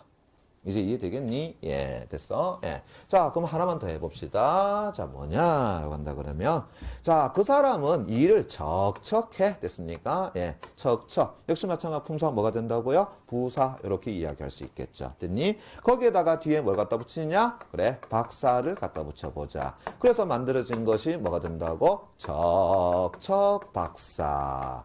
다시 부사 뒤에 명사 올 수 있어 없어? 없어요. 그런데 지금 부사 뒤에 뭐가 왔어요? 명사가 왔죠. 그래서 부사 뒤에 명사가 붙어가지고 만들어진 척척박사. 역시 마찬가지로 우리 어문 규정에 어긋나게 만들어진 합성어다. 그래서 뭐라 그런다고요? 비통사적 합성어다. 이렇게 이야기한다는 거지. 이해되겠니? 예. 그래서 비통사적 합성어의 첫 번째 사례 뭐가 된다고요? 부사에다가 명사가 결합된 케이스. 이해되겠니? 됐습니까? 예. 자, 그 다음에 이제 두 번째 갑니다. 됐니? 자, 뭐냐? 요 볼게요. 용언의 됐습니까? 예. 어간에다가 드디어 이제 어간이 나왔네. 됐니? 예. 자, 뒤에 뭐가 붙느냐라고 한다 그러면은 명사가 갖다 붙는다라고 합시다. 됐니? 예. 자, 다시 보자. 용언의 어간에다가 명사가 갖다 붙는다. 근데 우리는 분명히 얘기했잖아. 어간이나 어미 단독으로 사용할 수 없다라고 얘기했잖아요. 그죠? 예. 그러면 어간 뒤에 분명히 뭐가 갖다 붙어야 돼? 어미가 갖다 붙어야 되겠지? 그죠? 예. 자, 근데 어떤 어미가 갖다 붙을까? 자, 앞에 있는 용언이 뒤에 있는 명사를 뭐 한다고요? 꾸며주는 식이 되어버렸죠. 됐습니까? 예. 그러면은 여기에 어미가 들어가긴 들어가야 되는데 어떤 어미가 들어가야 된다고? 어떤 어미가 들어간다고? 관형형 어미. 이렇게 되잖아요. 됐습니까? 예. 왜요? 뒤에 명사를 꾸며주는 것은 앞에 있는 것이 뭔 역할을 해준다고요? 관형어 구실을 해준다라고 이야기했잖아. 그죠? 다시 갑시다. 관형을 만드는 방법 몇 가지라고 그랬지? 세 가지. 어떻게 된다고요? 관형사 자체가 관형화되는 케이스. 맞습니까? 예. 관형격 조사 붙어서 관형화되는 케이스. 그다음 용언을 가지고 관형을 만들 때에 관형형 어미를 갖다 붙여가지고 관형화되는 케이스. 됐니? 예. 자, 내가 몇 가지 있다고 해서? 세 가지 있다고 했었죠. 그죠? 예. 그랬더니 어떤 친구가 가서 선생님 학교에서 한 가지 더 배웠어요. 뭔데? 그랬더니만은 채연이 바로 뒤에 명사를 꾸며주는 케이스예요. 이러더라고요. 예. 그거 내가 안 가르쳐 준 거니? 안 가르쳐 준 거야? 예. 봐봐요. 우리나라. 됐습니까? 채연이 뒤에 마을 꾸며줬어. 또 명사를 꾸며주고 있죠. 그래. 근데 가만히 보니까 지금 뭐가 생략되었어? 그렇죠. 관형격 조사 의가 생략되었잖아요. 됐습니까? 예. 조사는 왜 생략될 수 있다고 그랬다? 생략될 수 있다라고 이야기했었죠. 힘이 있어 없어? 힘이 없으니까. 됐습니까? 예. 됐나? 학교 도서관. 어때? 학교가 뒤에 도서관을 꾸며준 거 맞죠? 그러면 채연이 뒤에 있는 명사를 꾸며준 거 맞지? 근데 정확하게 이야기하면 뭐가 돼야 돼?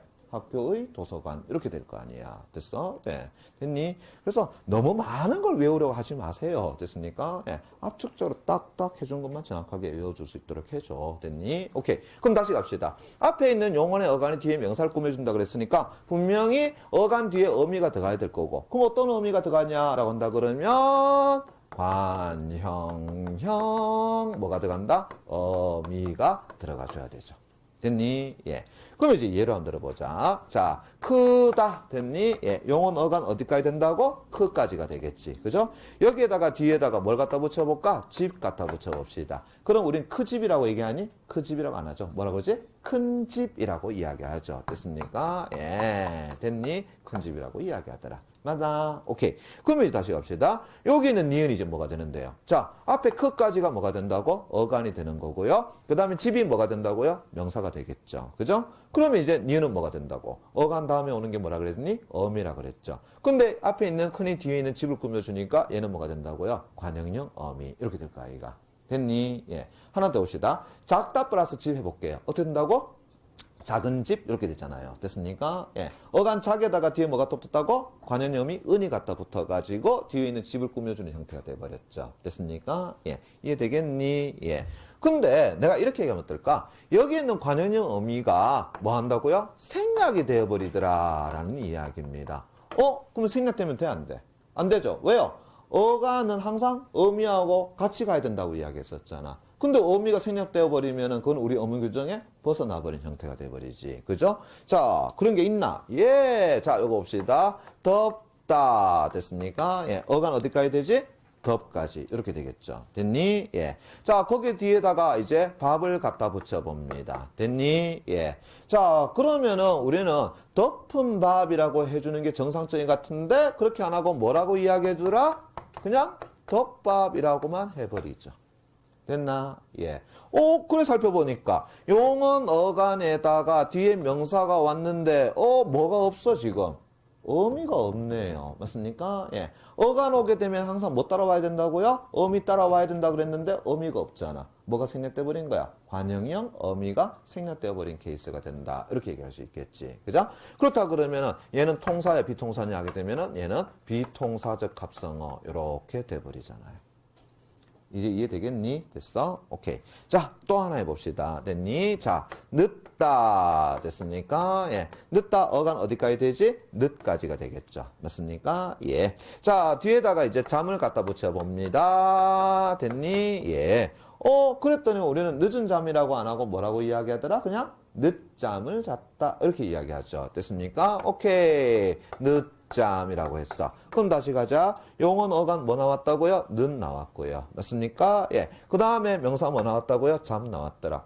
뭐가 없어? 의미가 안 보이네. 맞습니까? 예. 뭐가 생략되었다고? 관형형 의미가 생략되었더라. 맞습니까? 예. 그러면 얘는 통사야, 비통사야? 비통사. 이렇게 이야기할 수 있더라. 됐니? 예. 됐어요? 오케이. 자, 그런데 미안하지만 요거 참조 CF 됐습니까? 예. 2016년 3월 모의고사 됐습니까? 예. 됐니? 2016년 3월 모의고사. 저작년 3월 모의고사입니다. 늦잠이 나왔는데 됐니? 예. 문제 오류로서 나왔습니다. 예. 문제 오류 나왔습니다. 어떻게 나왔느냐 하게 되면 이래 보시면 될 것 같아요. 우리가 일반적으로 늦잠을 자다라고 하는 것은 이렇게 얘기하죠. 아침에 7시쯤 일어나야 되는데 9시쯤 일어났어. 뭘 했다 그래? 늦잠을 잤다라고 이야기하죠. 됐습니까? 그래. 그 늦잠은 요 의미로서 비통사 합성어로 보시면 돼요. 그런데 이런 경우가 있더란 말이야. 나는 평소에 10시쯤 잠을 잔단 말이야. 그런데 오늘따라 생각할 게 많아가지고 새벽 2시쯤 잠을 들었어. 자, 이것도 뭐야? 이것도 뭐야? 그렇죠. 이것도 늦잠을 잔 것이 돼버리죠. 근데 이 늦잠은 어떤 늦잠이야? 늦게서야 잔 잠 이렇게 되잖아요. 됐습니까? 예. 그래서 우리가 또 늦잠을 잤다라고 이야기합니다. 그런데 문제는 이러한 의미로 쓰인 늦잠은 합성어가 아니라 이때 늦은 늦게서야 이루어지는 의미를 가지고 있는 접두사입니다. 그러면 접두사와 뒤에 어근이 갖다 붙었으니까 얘는 합성어가 아니라 뭐가 된다고요? 파생어가 돼버리는 겁니다. 이제 이해되겠니? 예. 그래서 2010년 3월 모의고사에서 문제 오류가 나온 겁니다. 뭐냐 하게 되면은 다음 합성어 중에 다른 하나는 이렇게 물었단 말이야. 그죠? 그럼 뭐 나오겠어요? 통사적 합성어, 비통사적 합성어 이렇게 물었단 말이야. 그런데 예문에 방금 전에 얘기했던 그 늦잠이 들어가 버린 거야. 됐어? 그냥 우리 일반적으로 생각하면 걔는 볼 거 없잖아요. 뭐라고요? 비통사적 합성어잖아요. 출제자도 비통사적 합성어를 생각하고 냈을 겁니다. 그런데 그 예문을 가만히 뜯어보니까 걔는 아니더라라는 거죠. 걔는 뭐야? 합성어가 아니라 파생어였다라는 거죠. 됐니? 그래서 벌써 문제에서 전제가 어떻게 된다고요? 다음 합성어 중에서 다른 하나는 이렇게 묻고 들어갔으니까 걔는 뭐가 돼 있어? 합성어가 아닌 것으로서 지금 출제를 했으니까 문제 오류가 돼버린 거죠. 이제 이해되겠니? 되겠어요? 예. 그게 저작년 3월달 모의고사였습니다. 그래서 3월 모의고사에서 나온 늦잠은 합성어가 아니라 뭐가 된다고? 파생어입니다. 됐니? 예, 요거 참고로 해주시기 바랍니다. 됐어요? 예. 근데 학교에서 일반적으로 가르칠 때 늦잠은 저는 뭐로 가르쳐? 비통사적 합성으로 다 가르칩니다. 됐나? 예. 그런데 이제 그 의미가 조금 달라졌더라라는 이야기죠. 됐니? 예, 그거 참고적으로 해주시기 바랍니다. 그럼 다시 갑시다. 용언의 어간 뒤에다가 관현형 어미가 들어가고 명사를 꾸며주는 스타일이 돼야 되는데 관현형 어미가 생략되어 버렸더라? 그렇다면 얘가 뭐가 된다고요? 그래, 비통사적 합성어가 된다라는 거. 자, 요게 바로 뭐냐게 되면은 두 번째입니다. 됐습니까? 예, 됐니? 오케이. 자, 그 다음에 이제 세 번째 갑니다. 됐니? 자, 갑니다. 용어는 역시 어간 뒤에, 됐니? 예. 뭐가 결합되느냐 하게 되면은 용언이 결합된다. 이렇게 한번 이야기해 봅시다. 됐니? 예. 그럼 다시요. 용언의 어간 뒤에다가 용언이 결합된다. 그럼 다시 어간이 왔으니까 그 다음에 또 뭐가 나와야 되겠니? 당연히 어미가 와줘야 되겠죠. 그죠? 예. 자, 그러면 이제 어떤 어미가 와야 되는데, 앞에 있는 용언과 결국은 뒤에 있는 용언을 뭐 해주는 거야? 이어주는 역할을 해주겠지? 그러면 거기 들어가 있는 어미를 우리는 뭐라 그러면 될까? 연결 어미. 이렇게 해주면 되겠죠. 이어주는 어미, 이것보다는 줄여가지고 연결 어미. 이렇게 해주면 될까, 아이가? 됐니? 예. 그래서 여기에 뭘 갖다 집어넣느냐 하게 되면은 연결 어미라는 것이 어떻게 한다고요? 들어가주면 되겠더라라는 거야. 그러면 이제 예로 한번 들어볼게요. 예. 자, 날다. 자, 어간 어떻게 된다고요? 날. 이렇게 되겠고요. 그죠? 예. 뒤에다가 가다라는 용언 갖다 붙여볼게요. 그럼 우리는 날가다라고 이야기하니? 아니죠. 뭐라고 이야기하지? 날아가다. 이렇게 이야기하잖아. 그죠? 그럼 다시 갑시다. 어간 날에다가 뒤에 용언이 갖다 붙었어. 어간을 제한 나머지를 뭐라 그랬더라? 어미라고 이야기했었죠? 그러면 이때 아는 뭐가 되는 거야? 얘가 바로 연결 어미. 이렇게 이야기할 수 있는 것이 되겠네. 그죠? 그래서 얘는 연결 어미가 들어가서 만들어진 합성어이기 때문에 자, 어떻다고요? 통사적 합성어다. 이렇게 얘기할 수 있단 말이야. 됐니? 예. 자, 하나만 더 해볼게요. 예. 자, 돌다 플러스 보다 해봅시다. 됐니? 예. 자, 돌다의 어간 어디까지 된다고요? 돌. 됐니? 그 다음 뒤에 뭐라고? 보다. 맞습니까? 자, 두 개를 합치니까 우린 돌보다. 돌보다 되네요. 되니? 안 되죠. 왜냐면은 돌보다라고 한다 그러면은 그건 take care of의 의미이고 이때는 돌다 보다라고 한다 그러면 head back seeing의 개념이 돼버리잖아. 됐습니까? 예. 그러면 얘는 돌보다라고 안 하고 우리는 뭐라고 해줘야 되는 게 정상이야? 돌아보다. 이렇게 해줘야 되는 게 정상이잖아요. 됐습니까? 예. 그러면 이제 앞에 어간 돌에다가 뒤에 용언 보다. 그 다음에 뭐 들어가 있어? 어간을 제한 나머지를 어미라고 그랬으니까 얘는 결국은 어미가 될 것이고, 그죠? 어떤 어미가 된다고? 앞에 있는 용언과 뒤에 있는 용언을 연결시켜주니까 얘는 연결 어미. 이렇게 이야기할 수 있는 것이 되겠네. 맞습니까? 예. 그래서 얘 연결 어미야. 그러면 얘는 이제 통사적이야, 비통사적이야. 당연히 또 우리 문법 맞으니까 통사적 합성어다. 이렇게 얘기할 수 있겠죠. 됐어? 자. 그런데 이런 것도 어떨까요? 자, 뛰다 됐습니까? 예, 플러스 놀다 해봅시다. 됐니? 예. 그러면 뛰다야 어간 어떻게 된다고요? 뛰까지. 그럼 놀다 갖다 붙이니까 뛰어놀다 이렇게 되네. 맞습니까? 예. 그러면 어간 뒤에다가 뒤에 보니까 놀다. 그러면 여기 나와 있는 어는 뭐가 된다고요? 연결어미. 이렇게 얘기할 수 있겠네. 그러면은 앞에 있는 용언 어간에다가 연결어미 들어가고 용언이 들어갔으니까 얘는 당연히 우리 어문 규정에 맞는 합성어다. 그럼 역시 통사적 합성어다. 이렇게 이야기할 수 있겠네. 맞니? 예. 그런데 우리는 뛰어놀다 대신에 이렇게도 얘기하잖아. 뭐라고도 이야기해? 그냥 뛰놀다. 이렇게도 이야기하잖아요. 됐니? 그럼 잠깐만. 뛰놀다는 다시 분석해 보니까 뛰는 어간이었고 놀다는 용언이었잖아. 뭐가 없어 지금? 어미가 없잖아요. 어간 뒤에 항상 뭐가 또 붙는다고? 어미가 갖다 붙어야 된다 그랬는데 어미가 없었잖아. 됐습니까? 예. 그래도 우리는 지금 뛰놀다라는 말을 쓰잖아. 됐니? 그러면 얘는 합성어 가운데서 우리 어문 규정을 벗어난 것이 돼버리겠죠? 그래서 얘를 가지고 뭐라 그런다고요? 비통사적 합성어. 이렇게 이야기한다는 거야. 됐니? 예. 자, 그럼 또 하나 더 해보자. 예. 여기에 검다 됐습니까? 예. 플러스 불다라고 해봅시다. 됐니? 예. 그러면 검다의 어간은 어떻게 된다고요? 검. 이래 될 거고요. 그죠? 그러면은 뒤에 우리는 검어 불다라고 이야기하니? 그냥 검불다라고 이야기하니? 그냥 검불다라고 이야기해버리잖아. 됐습니까? 예. 그냥 검불다라고 이야기해버려. 그러면 다시 자 검이라는 어간에다가 뒤에 불다라는 용언이 만났어. 그러면 중간에 뭐 들어가야 된다고? 그렇지. 연결어미가 들어가줘야 되는 게 정상이지. 연결어미 있어 없어? 없어요. 됐습니까? 예. 그러니까 얘 역시 마찬가지로 뭐가 된다고요? 비통사적 합성어 이렇게 되겠죠. 그죠? 예. 자, 또 하나만 더 해봅시다. 자, 밀다 됐습니까? 예. 플러스 닫다 이렇게 해볼게요. 됐나? 예. 됐어? 그러면 우리가 만약에 밀어 닫다라고 이야기해버리면은 얘는 어떻게 되지? 자, 밀다 어간 밀에다가 뒤에다가 닫다 갖다 붙었고요. 이제 뭐가 들어가 있다고요? 연결음이 들어가 있죠. 그러면 얘는 어떻게 한다고요? 통사적이라 할 수 있겠죠. 됐니? 예. 그런데 우리는 밀어 닫다 대신에 이 말을 쓰더라. 뭐라고요? 미닫다라는 말을 쓰더라라는 이야기입니다. 됐니? 예. 됐어요? 오케이. 그래서 나중에 미다지 이래 나오는 거야. 예. 됐습니까? 예. 그래서 미닫다 한다는 말이야. 살펴보니까 어간에 분명히 밀이었는데 얘는 리을까지 탈락돼 버렸고요. 됐습니까? 어미 없고요. 그 다음에 뭐 나왔다고? 영혼이 나와버렸단 말이야. 됐니? 얘는 완전히 우리 어문 규정을 벗어나 버렸죠. 됐습니까? 그래도 우리는 또 미닫다는 말 또 쓰고 있단 말이야. 됐어? 그러니까 얘는 통사적이 아니라 뭐가 된다고요? 비통사적 합성어. 이렇게 이야기할 수 있는 거 아니겠니? 이제 이해되겠어? 오케이. 그러면 결국은 세 번째는 되겠네요.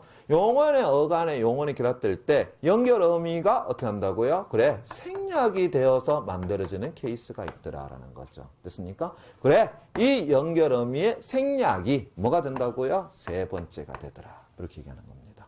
이해되겠어? 그래서 이제 고등학교 2학년 시험에서는 어떻게 나온다고? 이래 나온다라는 거지. 보기 박스는 네모 박스를 주어지고, 맞습니까? 예. 자, 합성어 가운데서는 우리의 어문 규정에 맞는 합성어와 우리 어문 규정에 맞지 않는 합성어를 나눌 수 있더라. 그래서 어문 규정에 맞는 것을 통사적 합성어라고 이야기하고, 맞지 않는 것을 비통사적 합성어로 한다. 그래서 비통사적 합성어의 사례로서는 부사의 명사의 결합, 그 다음에 관형형 어미가 생략되고 명사가 결합하는 경우, 그 다음에 연결 어미가 생략되고 용언이 결합되는 경우가 있다. 이렇게 해줍니다. 이해되겠니? 예. 그게 고등학교 2학년 문제입니다.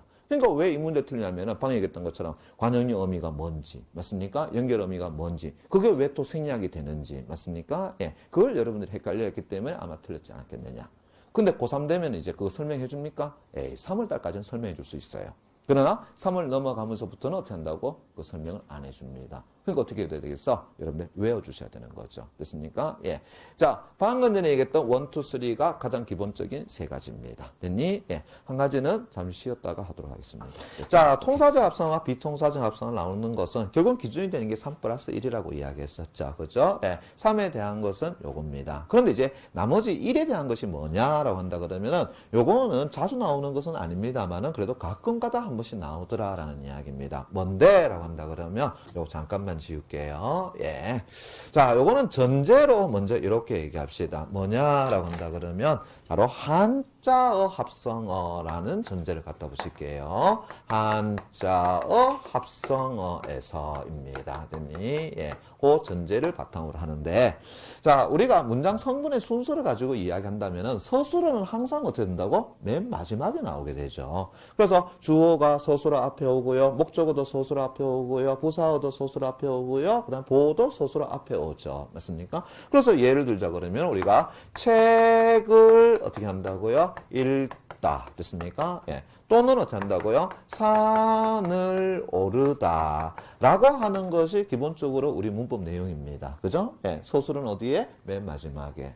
그런데 요걸 한자어로 살짝 바꿔볼게요. 그럼 어떻게 되냐라고 한다 그러면 요렇게 되더라 라는 거 아니겠니?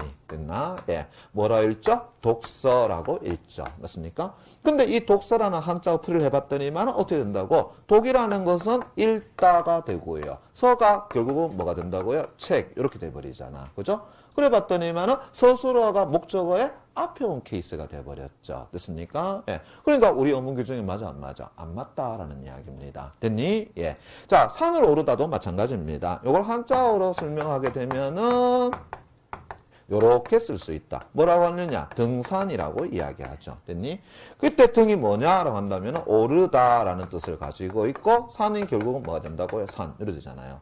그래 보면은 결국은 서술어가 어디 왔어? 목적어의 앞에 온 케이스가 돼버렸죠. 됐니? 그래서 여기에 나와 있는 독서라든가 여기에 나와 있는 등산이라는 이러한 단어들은 어떻게 된다고요? 서술어가 목적어의 앞에 와서 만들어진 한자 합성어라고 하고 얘들은 우리 어문 규정에 맞지 않으니까 뭐라 그런다고요? 비통사적 합성어다. 이렇게 이야기하는 겁니다. 이제 이해되겠니? 됐어요. 그래서 플러스 1에 해당되는 게 뭐가 된다고요? 한자 합성어에서 문장 성분의 뭐가 된다고? 그래. 순서가 됐습니까? 순서가 바뀌더라라는 거. 됐니? 예. 그랬을 때 된다고 비통사적 합성어라고 얘기한다라는 거. 됐습니까? 예. 자, 전제를 뭐로 깔았어요? 한자 합성어라고 전제 깔은 겁니다. 이해되겠니? 됐습니까? 오케이. 그래서 요 3 플러스 1에 해당되는 것만 정확하게 여러분들이 익혀주시면 되겠더라라는 거. 됐나? 예. 그럼 다시 갑시다. 합성어는 다시 무엇과 무엇의 결합이라고요? 어근과 어근의 결합이고 이 합성어는 크게 다시 두 가지 나눠지죠. 어떻게 한다고? 의미의 결합관계에 따라서 우리 어문 규정에 부합하느냐의 여부에 따라서.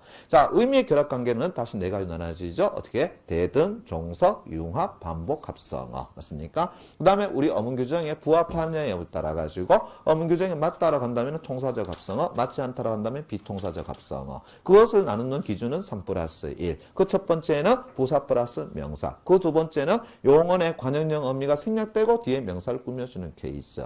그 다음에 세 번째는 용언 어간의 연결 의미가 생략되고 뒤에 용언이 결합되는 케이스. 마지막으로 한자 합성어에서 문장 성분의 순서가 바뀌는 케이스. 됐습니까? 예. 그렇게 여러분들이 익혀두시면 될 것 같습니다. 자, 그러면 이제 세말을 만드는 두 번째 방법이 뭐냐라고 한다 그러면 바로 파생어와 관련되는 것인데, 자, 파생어는 무엇과 무엇의 결합이냐 하게 되면 이렇게 설명할 수 있을 것 같아. 어근에다가 무엇의 결합이다? 접사의 결합이다. 이렇게 이야기할 수 있을 것 같습니다. 야, 근데 재밌다. 뭐가 재밌는데? 자, 사자가 들어갔음에도 불구하고 우리는 품사에서 뭐를 본 적이 없어요? 접사를 본 적이 없더라라는 이야기입니다. 그럼 왜 그럴까? 자, 품사는 우리가 어떻게 정의를 내렸었죠? 단어가 가지고 있는 성질, 성품이라고 이야기했었죠. 그러면 접사가 거기에 포함되지 않았다라는 것은 바로 이 접사가 뭐는 아니기 때문이라는 거야. 바로 단어가 아니기 때문이더라 라고 이야기할 수 있다는 거죠. 됐니? 그러면은 접사는 단어가 아니면 뭔데요? 그래, 접사의 역할은 다른 것이 아니라 새 말을 만들 때만 그것이 사용되어지는 하나의 형식적인 것이더라. 이렇게 될 수 있단 말이야. 이제 이해되겠니? 예. 그래서 접사는 우리가 품사에 갖다 집어넣지는 않습니다. 그러면 이제 접사에 대한 정의를 어떻게 내릴 건데, 자, 이것도 이제 볼게요. 예. 자, 접사에 대한 정의는 이렇게 내립니다. 어근에 붙어서. 됐니? 예. 그 다음에 또 재밌는 말이 있어. 의미를 더하거나. 됐습니까? 더하거나. 자, 누군가는 빼준다라는 말을 쓰고요. 누군가는 한정해준다라는 말도 씁니다. 됐니? 예. 그래서 이렇게 할게요. 의미를 더하거나 의미를 한정해주면. 됐습니까? 예. 그러면서 뭐라고 이야기하냐면은 품사를 바꾸기도 한다. 됐니? 예. 요게 바로 뭐냐면은 접사에 대한 정의라고 이야기할 수 있어. 자, 근데 이 정의가 왜 시험에 한 번씩 나오더라라는 이야기야. 다시 어근에 붙어서라는 걸 통해 가지고 접사가 가지고 있는 특징 첫 번째 뭐냐? 어근에 붙어서라고 한다 그러면 얘는 단독으로 사용이 가능하다, 불가능하다? 불가능하다라는 성질을 가지고 있다는 거죠. 그래서 어근에 붙어서라는 말을 통해 본다 그러면 얘는 어떻게 된다? 단독 사용이 어떻게 된다고요? 그래, 불가하다. 이렇게 이야기할 수 있을 것 같고요. 됐습니까? 예. 그 다음에 의미를 더하거나 의미를 한정해 준다. 참 모순되는 말이지만 이따가 제가 이게 왜 말이 되는지를 가르쳐 드릴게요. 됐니? 그런데도 불구하고 두 번째는 의미를 어떻게 한다고요? 가질 수 있다. 있다라는 겁니다. 의미를 반드시 가진다라는 것이 아니라 의미를 가질 수 있다라는 겁니다. 됐니? 예. 그러면은 의미가 없으면 어떻게 되는데? 자, 의미가 없으면은 걔는 결국은 세 번째 역할입니다. 바로 품사를 어떻게 한다고요? 바꾸는 그런 기능도 가지더라라는 거죠. 됐니? 이게 바로 뭐냐면은 접사가 가지는 특징입니다. 다시 갑니다. 어떻게 된다고요? 어근에 붙어서 라고 하는 것은 단독 사용이 가능하다, 불가능하다? 불가능하다. 됐니? 의미를 더하거나 의미를 한정해 준다라는 것은 이 접사가 뭘 가질 수 있다? 의미를 가질 수 있다. 됐습니까? 그 다음 품사를 바꾸기도 한다라는 것은 접사는 어떻게 한다고요? 품사를 바꾸는 기능도 있다라는 이야기입니다. 그럼 왜 이야기를 하냐 그러면은 자, 요거하고 비슷한 게 뭐냐면은 어미라는 것이 있어. 됐니? 예. 어미. 자, 단독 사용이 가능해요, 불가능해요? 불가능하죠. 됐습니까? 예. 의미 있어요, 없어요? 없죠. 그런데 어미는 품사를 바꿀 수 있니, 없니? 품사를 바꿀 수가 없습니다. 그러니까 나중에 뭐 나오는 거야? 접사와 어미의 차이점을 묻기도 합니다. 됐습니까? 예. 또 조사 어떨까요? 조사는 기본적으로 단독 사용 가능해, 불가능해? 불가능하죠. 의미 있어요, 없어요? 의미 없어요. 됐습니까? 예. 됐니? 또 우리가 의존명사 어떻게 본다고요? 단독 사용 가능해, 불가능해? 불가능해. 그런데 얘는 의미는 또 있어요. 됐습니까? 예. 이해되겠니? 오케이. 그런 측면에서 다시 우리가 의존명사, 그 다음에 조사, 그 다음에 어간, 어미, 그것과 접사를 갖다 집어넣어 놓고 어떻게 한다고요? 특징을 묻는 문제가 나오더라라는 이야기죠. 됐니? 오케이. 그리고 우리가 어미와 또 접사의 또 차이점을 또 묻는 문제가 또 나오기도 하더라. 그건 이따 다시 또 설명해 드리겠습니다. 됐니? 예. 그래서 요 특징을 여러분들 조금 알고 계셔야 되겠더라라는 거. 됐니? 자, 그러면서 이제 또 몇 가지만 좀 이야기합시다. 뭐냐라고 한다 그러면 자 이렇게 보자. 여기에 풋이라는 것과 사과가 만나 가지고 뭘 만들어냈어? 그래, 풋사과라는 말을 만들어내고, 자 여기에 지우다 어근 지우에다가 뒤에 개가 만나 가지고 지우개가 만들어졌다. 됐니? 예. 그러면서 먼저 위에 나와 있는 풋사과를 가지고 우리가 어떻게 해석할 거냐 하게 되면은 아직 덜 익은 사과라고 해석을 할 수 있을 것 같아. 됐니? 예. 자, 그러면 이제 잠깐 봅시다. 자, 여기에서 풋사과를 가지고 아직 덜 익은 사과라고 이야기했단 말이야. 그러면 여기에 있는 사과는 여기의 사과로 그대로 의미가 온 것이 되겠죠. 그러면 결국은 아직 덜 익다라는 의미는 어디에서 온 거라고 볼 수 있겠어? 위에서 온 풋에서 어떻게 한다고요? 온 것이라고 볼 수 있겠죠? 됐니? 그럼 다시 이제 물어보자. 아직 덜 익다는 의미로서의 풋은 단독 사용이 가능해? 불가능해요? 불가능하죠? 예. 채소 가게 가가지고 상추 보거나 아이고 아직 풋이네 이렇게 말 쓰나? 안 하잖아요. 그죠? 예. 오이를 보거나 아이고 오이가 풋이어서 이건 뭐 이렇게 합니까? 안 하잖아요. 됐습니까? 그러니까 아직 덜 익다는 의미로서의 풋은 단독 사용이 불가능하더라. 됐니? 예. 근데 선생님이 쓰는데요. 뭐? 이지랄. 됐나? 그때 풋은 어떻게 한다고요? 아직 덜 익다는 의미가 아니잖아요. 그냥 입에서 뭐 한다고요? 뭐 상대방을 놀리나? 뭐 하여튼 그래서 바람 빠지는 소리에서 풋이잖아요. 됐니? 다르다는 이야기야. 됐어? 예. 그럼 다시 갑시다. 아직 덜 익다는 의미로서의 풋은 단독 사용이 가능해? 불가능해? 불가능해. 라고 하니까 이제 이 풋은 뭐가 되는 거라고요? 아, 접사가 되는구나 라는 거죠. 됐습니까? 예. 자, 그런데 접사가 되는데 문제는 어근에 어떻게 된다고요? 앞에 왔더라. 그래서 앞이라는 의미를 가지고 있는 건 뭔데? 선자도 있지만 머리라는 의미도 있잖아. 그래서 한자로 머리 두자를 써가지고 얘를 가지고 접두사라고도 이야기하더라라는 겁니다. 이제 이해되겠니? 됐어? 오케이. 자, 그 다음에 이제 갑니다. 지우다에 플러스 개가 갖다 붙어가지고 지우개가 만들어지는데 이 지우개를 내가 어떻게 해석할 거냐라고 한다 그러면은 지우는 물건 됐습니까? 지우는 도구 됐니? 예. 자, 요런 의미로 내가 썼다라는 거야. 그러면 다시 그럼 여기에 지우는 결국은 어디 갔다고요? 여기에 지우에 그대로 의미가 들어갔죠. 맞습니까? 그럼 남아있는 이제 이 물건, 도구 맞습니까? 예. 걔는 어디에서 나타난 거라고요? 여기서 나타난 거다. 이렇게 얘기할 수 있겠네. 그럼 이제 물어봅시다. 물건, 도구로서의 의미로서의 걔는 단독 사용이 가능해? 불가능해요? 불가능하죠. 그죠? 여러분들이 마트에 갔더니만, 아이고야, 여기 개 많네. 이렇게 합니까? 아니잖아요. 그죠? 예. 그런데 여러분들이 또, 아이고, 개 맞네. 그랬더니 사장님이, 예, 우리는 개판이에요. 이런 말도 안 하잖아요. 됐습니까? 미안해. 웃자고 한 얘기였어요. 10을. 예. 자, 그러다 보니까 이 개는 어떻게 한다고요? 단독 사용이 불가능하더라. 라는 거죠. 됐니? 그러면은 얘는 결국 뭐가 된다고요? 접사가 되는 거고요. 앞에 어근 뒤에 왔으니까, 자, 뒤라고 해가지고 후가 아닙니다. 됐니? 우리가 앞에 머리 두자 붙였으면 이제 뭐 갖다 붙여야 되겠니? 꼬리 갖다 붙여야 되겠지? 그래서 얘를 가지고 뭐라 그런다고요? 전미사. 이렇게 되는 겁니다. 됐니? 예. 그럼 이제 봐봐요. 어근에 접사 갖다 붙고 어근에 접사 갖다 붙었으니까 풋사과 지우개는 결국은 합성어가 아니라 둘 다 뭐가 된다고요? 파생어. 이렇게 되겠죠. 이제 이해되겠니? 이해되겠습니까? 예. 근데 선생님, 저 지우개는요, 합성어도 가능하지 않겠어요? 왜? 선생님, 저희 집에선 푸드를 방바닥 닦는 데 쓰는데요. 푸드 일로 와, 일로 와. 그죠? 방바닥 막 닦고. 이러면 어떻게 된다고요? 합성어는 물론 맞겠죠. 됐습니까? 그러나 동물 학대로 신고해 버릴 거야. 됐니? 예. 됐어요? 오케이. 그래서 그렇게 쓰는 일은 없다. 됐니? 예. 이해되겠어? 오케이.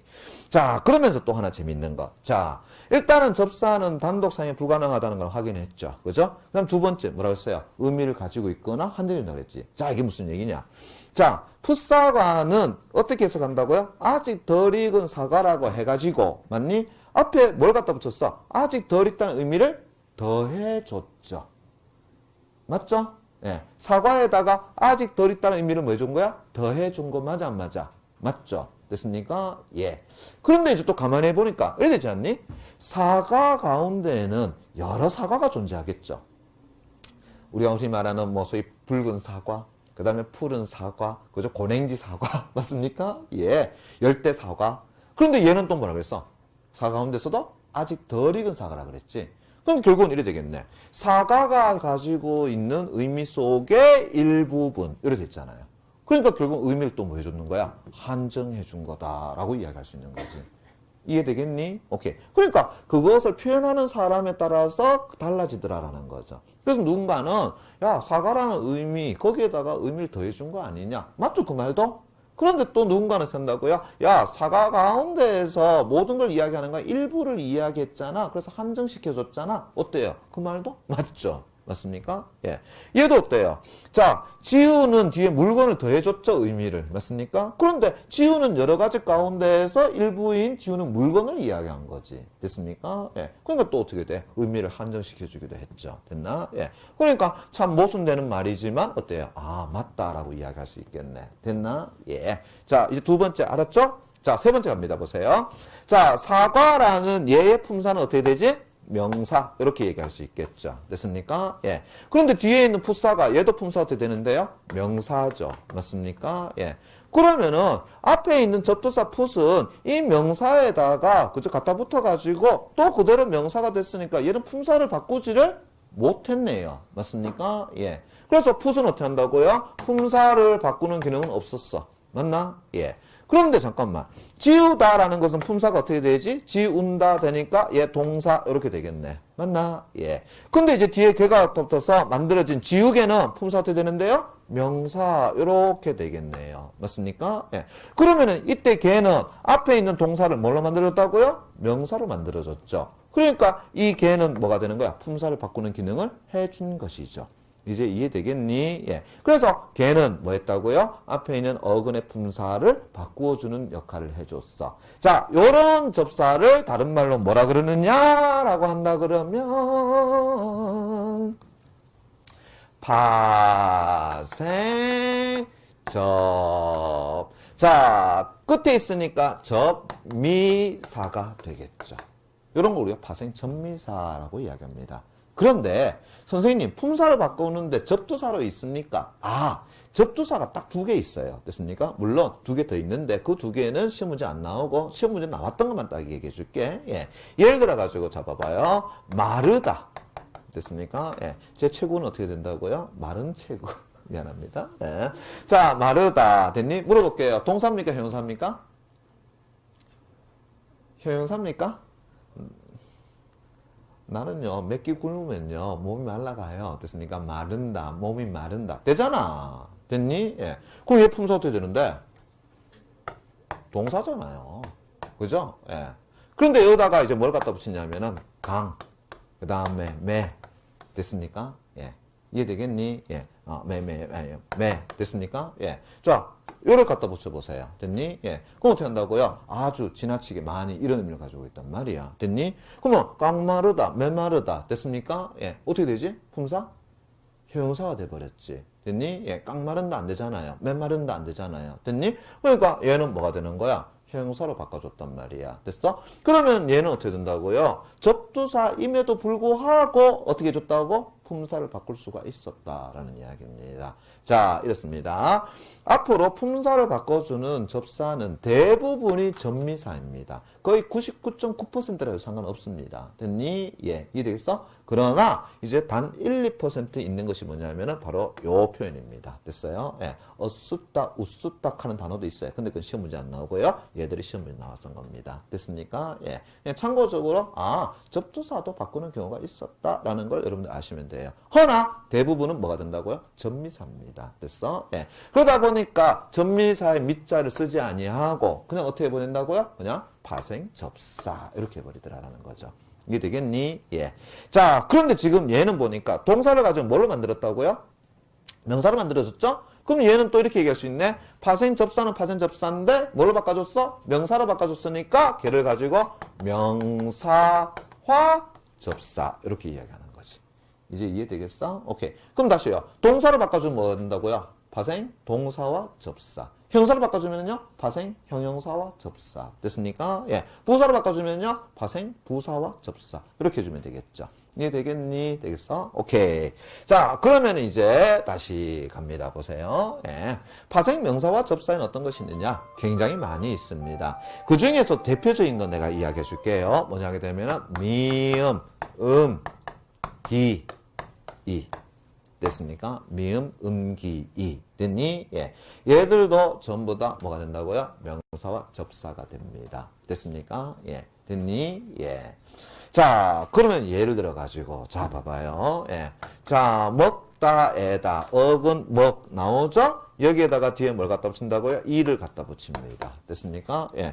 그러니까 뭐가 된다고요? 먹이. 됐습니까? 걔에게 뭘 준다고요? 먹이를 주다. 됐니? 예. 얘 품사 어떻게 된다고요? 명사. 이렇게 되잖아요. 됐니? 그러면 이때 이가 뭐가 된다고요? 명사와 접사. 이렇게 되잖아요. 됐습니까? 예. 이제 이해되겠니? 되겠어요? 예. 그런데, 자. 이렇게 하면 너무 쉽잖아. 그러니까 이제 시험 문제에서 이 나오죠. 뭐가 문제되느냐 하게 되면 이 미음, 기, 이는 됐니? 예. 뭐에도 있느냐 하게 되면은 동일한 모습의 명사형 어미에도 미음, 기, 이가 있습니다. 됐나요? 예. 미음, 기가 명사형 어미도 있습니다. 그러면 이제 시험 문제 뭐 나오겠습니까? 당연히 얘가 명사와 접사 미음 음기인지 아니면 명사형 어미 미음 임기인지를 뭐 하는 문제 나온다고요? 구분하는 문제가 나오겠죠. 됐습니까? 예. 근데 그걸 왜 구분하는데? 앞에 얘기했잖아. 접사는 뭘 한다고요? 명사와 접사라고 했으니까 품사를 뭘로 바꿔줘? 명사로 바꿔줍니다. 그죠? 근데 명사형 어미는 어떻게 된다고요? 어미는 품사를 바꿔주는 기능이 없습니다. 됐나? 그러니까 이제 결국 품사를 묶고 들어가면은 걔는 동사 아니면 형용사가 돼버리는 거겠지. 왜? 어미라고 얘기했으니까. 어미는 어디에만 해당된다고? 용언에만 해당된다고 이야기했잖아. 그죠? 예. 됐니? 자, 그러면 이제 한번 해보자. 실제로. 예. 보세요. 그는, 됐습니까? 무서운 꿈을 자주 꿈. 됐습니까? 예. 그가 성실함은 누구나 됐습니까? 예. 그러면서 이제 여기에 꿈 됐니? 기억이라고 하고요. 여기에 꿈 니은이라고 하고요. 여기에 성실함 디귿이라고 하고요. 여기에 리을이라고 이야기했을 때에 시험 문제 묻고 들어가죠. 기억 니은 디귿 리을의 품사로 적절한 거. 됐습니까? 예. 자, 속으로 생각해 보세요. 기억은 뭘까? 니은은 뭘까? 디귿은 뭘까? 리을은 뭘까? 그죠? 근데 이건 어떻게 구분할 거냐? 뻔하죠? 이때 꿈은 결국은 꾸에다가 플러스 미음이 갖다 붙은 거고요. 얘도 있으면 꾸에다가 플러스 미음이 갖다 붙은 것이고요. 얘도 어떻게 한다고요? 성실하에다가 뭐가 미음이 갖다 붙은 것이고요. 얘는 알에다가 미음이 갖다 붙은 케이스가 되죠. 됐니? 그러니까 이제 결국은 얘들 품사는 뭐에 따라 달라지는 거야? 이것이 무엇이냐에 따라서 달라지겠죠. 됐습니까? 만약에 명사와 접사 미음이라 그러면은 예품사들은 전부 다 명사가 되겠죠. 허나 명사형 어미 미음이라 그러면 동사 아니면 형용사가 돼버리겠죠. 됐니? 예. 자, 요거는요 제가 바로 설명을 해드리겠습니다. 자, 이렇게 우리가 이야기합니다. 문법에서는 서술성의 유무로서 판단할 수 있다라고 이야기합니다. 됐니? 예. 그래서 서술성이 됐습니까? 예. 있다면 됐니? 있다면 됐니? 예. 뭐가 붙은 것이냐 하게 되면은 어미가 붙은 것이다.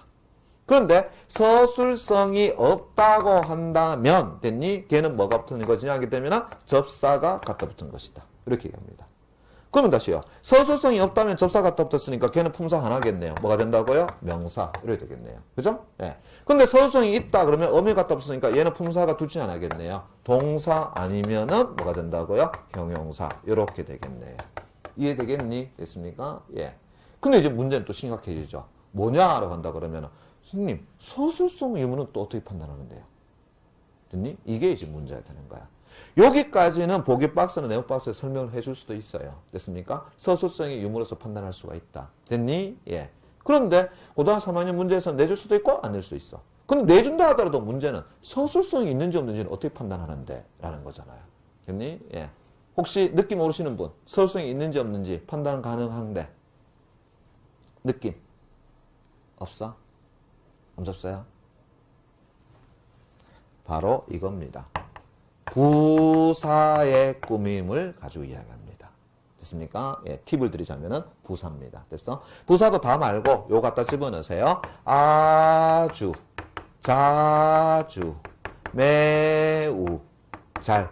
요 네 가지만 넣어보는 연습을 해보세요. 됐습니까? 그러면은 웬만하면은 다 구분이 됩니다. 됐어요? 그럼 다시 갑시다. 부사의 꾸밈을 받을 수 있다라고 한다면 걔는 뭐가 된다고요? 서술성이 있는 겁니다. 됐니? 그럼 서술성이 있으면 뭐가 붙은 거라고요? 어미가 갖다 붙은 거고요. 어미가 갖다 붙으니까 걔는 동사는 형용사가 되겠지. 그죠? 예. 그럼 다시 이 부사의 꾸밈을 받을 수가 없다면 됐습니까? 걔는 뭐가 된다고요? 서술성이 없는 겁니다. 서술성이 없으면 걔는 뭐가 된다고요? 접사가 붙은 것이고요. 접사가 없으니까 얘는 뭐가 된다고요? 명사가 되겠죠. 됐니? 예. 그럼 이제 갑시다. 보세요.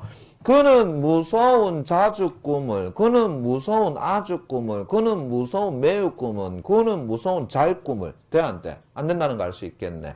그러면은 얘는 서술성이 있다, 없다? 서술성 없습니다. 됐니? 그럼 서술성이 없다라는 것은 결국 아니야. 부사의 꾸밈을 받을 수 없다라는 것은 서술성이 없다라는 것이고, 서술성이 없다라는 것은 결국은 접사가 갖다 붙은 것이니까 얘는 뭐가 된다고요? 명사형 접사. 명사형 접사. 이렇게 되겠죠. 그죠? 명사 접사. 그럼 얘 품사는 뭐가 되는데? 명사. 이렇게 되는 거 알겠네.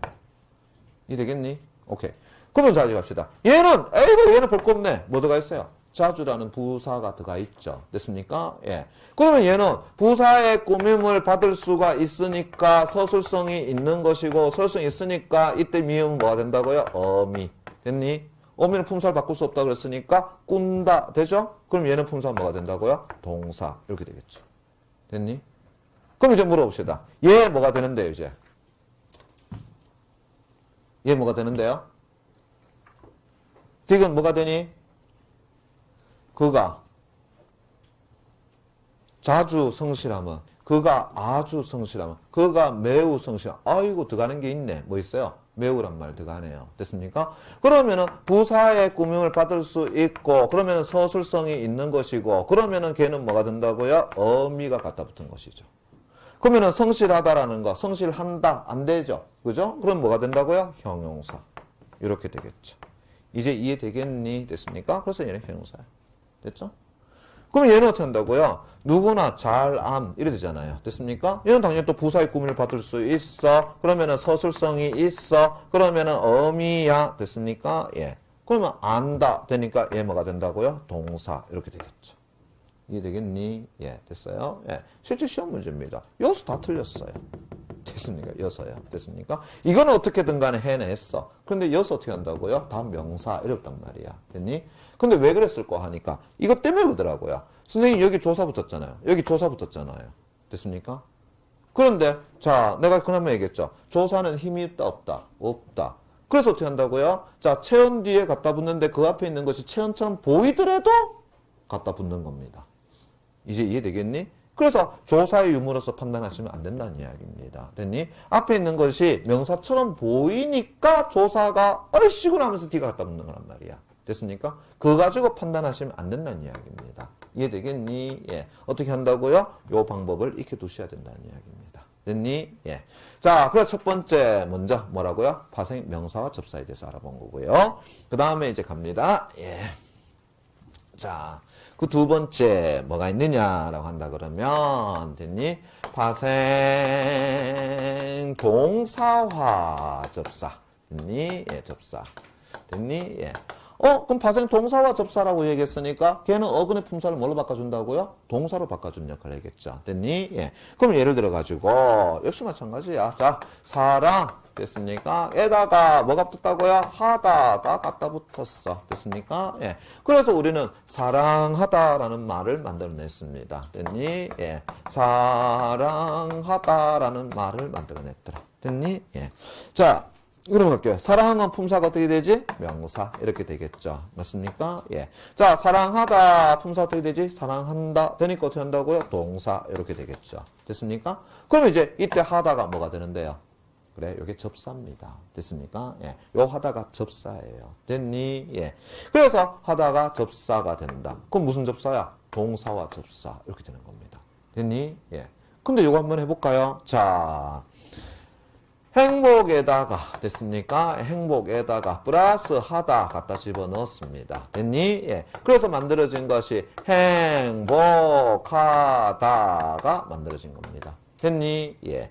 자, 그럼 갑시다. 행복하다라는 것은 자, 품사 이야기해 봅시다. 행복한다? 돼? 안 돼? 안 되죠? 그럼 얘 뭐가 된다고요? 형용사가 되겠죠. 됐습니까? 예. 그러면 행복이라는 거 명사고 그러면 뒤에 하다는 결국 뭐가 된다고요? 아, 예. 동일한 모습이지만 얘는 동사와 접사가 아니라 뭐가 된다고? 형용사와 접사가 돼버리죠. 됐습니까? 예. 그래서 예, 파생 뭐가 된다고요? 형용사와 접사 이렇게 이야기하는 거야. 됐니? 예. 시험 문제 뭐 나오겠어? 요거 구분하는 문제 나오겠지.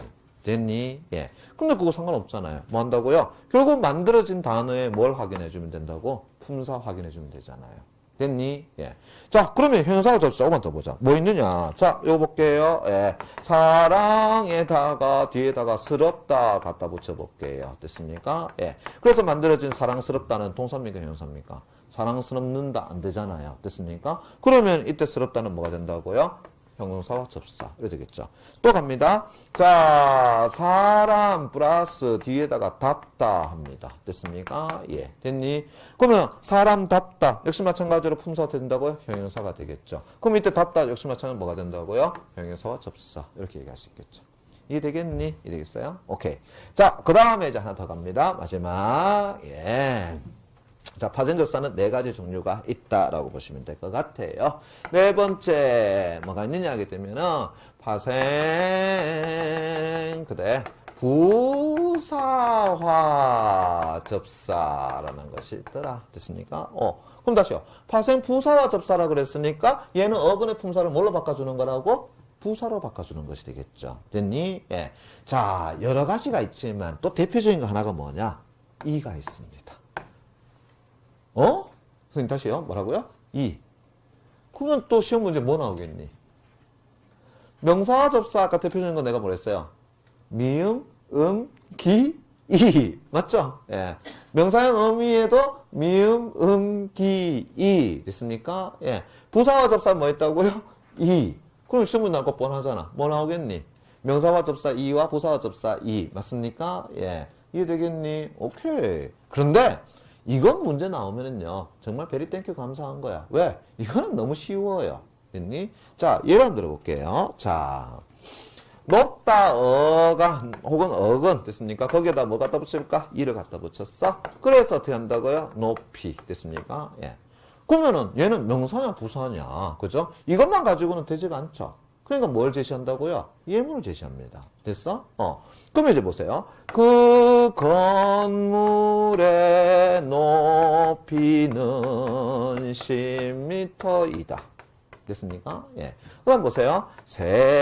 새가 높이 난다. 됐습니까? 예. 자, 이제 됐습니까? 예. 여기 이가 이제 뭘까? 이건 볼 것도 없죠. 됐니? 예. 왜요? 자, 그 건물에 자주 높이는, 그 건물에 매우 높이는, 그 건물에 아주 높이는, 그 건물에 잘 높이는, 돼, 안 돼? 안 되잖아. 됐니? 예. 부사의 꾸밈을 받을 수 없다. 자, 이제 그대로 가면 됩니다. 맞습니까? 예. 부사의 꾸밈을 받을 수가 없다. 맞죠? 예. 그 다음에 서술성이 있다, 없다? 없다. 맞습니까? 예. 그러면은 이때 이는 결국 뭐가 되겠어? 명사, 접사, 이렇게 되잖아요. 그죠? 예. 그럼 얘 품사는 뭐가 된대요? 명사, 이렇게 될 거야, 이거. 이해되겠죠? 예. 그죠? 예. 근데 얘는 볼 것도 없죠? 높이가 뒤에 뭘 꾸며주고 있어요? 날다. 용 꾸며주고 있잖아. 됐니? 그럼 얘 품사 뭔데요? 부사잖아요. 그럼 어떻게 부사 됐는데? 아, 높이라는 어근에다가 뒤에 부사와 접사 이가 갖다 붙은 것이구나. 그래서 얘 부사 된 거구나. 이렇게 되잖아요. 됐습니까? 예. 그러니까 이거는 어떻게 한다고요? 구분하기 더 쉽죠. 됐니? 예. 이해되겠어? 예. 자, 그럼 또 어떤 것이 있느냐? 자, 이거 보세요. 예. 히. 또 있다. 뭔다고요? 자, 우리가 빠를 급자 한자입니다. 됐습니까? 예. 거기다가 뭐 갖다 붙였어? 히. 됐나? 예. 그래서 급히, 이래서 뭐가 붙은 거야? 부사와 접사 갖다 붙은 거 아니겠어? 이해되겠니? 되겠어요? 예. 이해되겠나? 예. 많이 먹다. 많이 품사 뭐가 되는데요? 부사죠. 맞습니까? 교특이 품사된 건데, 많다, 어근, 만에다가 뒤에 부사, 접사, 이가 갖다 붙어서 많이, 이래 된 거잖아요. 이제 이해되겠니? 예. 그러니까 봐봐. 지금 우리는 뭘 얘기하고 있는 건데요? 새 말을 만드는 방법에 대해서 이야기하고 있잖아요. 됐습니까? 예. 그래서 이런 식으로 해가지고 우리는 어떻게 한다고요? 새 말들이 쭉 만들어진 거다라고 보는 겁니다. 됐습니까? 예. 자, 그러면서 이제 또 시험 문제에 뭐가 나오느냐. 자. 이제 합성어와 파생어 구분하는 문제는 기본적으로 나오고요. 근데 이제 고등학교 3학년 가게 되면은 이 합성어와 파생어에 가지고 묶어가지고 이럽니다. 단어의 구조적 분석을 여러분들 요구합니다. 됐어요? 단어의 구조적 분석을 이야기하는 겁니다. 무슨 얘기냐 하게 되면은 제가 한번 해볼게요. 예. 칠판지우개라는 단어가 있더라. 됐습니까? 예. 얘와 그죠? 예. 단어가 만들어진 모습이 동일한 것을 고르시오. 이렇게 이야기합니다. 됐니? 예. 그러면서 선택지 1번 됐습니까? 장난꾸러기. 2번 됐습니까? 욕심쟁이. 3번 뭐 볶음밥이라고 합시다. 됐습니까? 예. 됐니? 예. 그 다음에 뭐 4, 5번 있다. 물어볼게요. 몇 번입니까?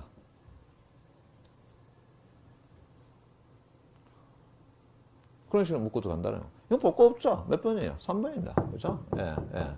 왜 그럴까? 자, 칠판 지우개. 무엇과 무엇을 결합이겠어요? 벌써. 그렇죠. 칠판에도 지우개겠죠. 됐습니까? 예. 그러면은 칠판이라는 어근에다가 자, 지우개도 이제 새로운 말이 됐으니까 하나의 뭐가 된다고요? 어근이 되겠죠. 됐니? 예. 그러면 어근이니까 벌써 얘는 뭐가 되는데요? 합성어가 되겠죠. 됐니? 예. 그런데 문제는 지우개라는 것도 어떻게 만들어졌는데 하니까 지우다는 어근에다가 뭐가 만났다고요? 접사가 만나서 이루어진 거잖아. 그럼 얘를 구조 분석하면 결국은 이래 되겠네요. 어떻게 된다고요? 어근에다가 다시 어근에 뭐가 접사가 만나서 이루어진 단어. 이래 되잖아요. 그죠? 예. 그걸 구조 분석 되잖아요. 그죠? 오케이.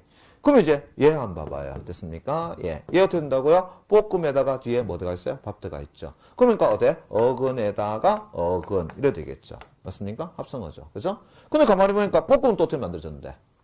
그죠? 볶다 어근에다가 뒤에 음이라는 접사가 만난 거죠. 맞습니까? 그래서 어근에 무엇이 만났다고요? 접사가 만났고 다시 거기에다가 어근이 어떻게 한다고요? 결합돼서 만들어진 합성어. 이렇게 되잖아요. 됐니? 예. 자, 근데 물어볼게요. 요 두 개는 같습니까? 다릅니까? 요 두 개는 같아요? 달라요? 같아요? 달라요? 다릅니다. 자, 왜 다르냐? 얘는 장난이라는 어근에다가 꾸러기라는 접사가 갖다 붙은 것 맞습니다. 됐습니까? 예. 이해되겠니? 예. 그럼 얘는 뭐예요? 파생어 맞죠? 근데 더 분석할 거 있어 없어? 더 분석할 거 없습니다. 근데 얘는 어떻게 한다? 욕심이라는 어근에다가 뒤에 전미사, 역시 쟁이 갖다 붙은 거 파생어 맞습니다. 됐니? 그런데 문제는 욕심이 또 문제되는 거야. 욕이라는 것은 하고자 하다라는 것에다가 난 마음 심자. 즉 어근에 어근이 갖다 붙어서 만들어진 합성어에다가 다시 뭐가 붙은 거라고요? 접미사가 갖다 붙어서 만들어진 파생어입니다. 됐니? 예. 이걸 쏘가버리더라. 됐어요? 예.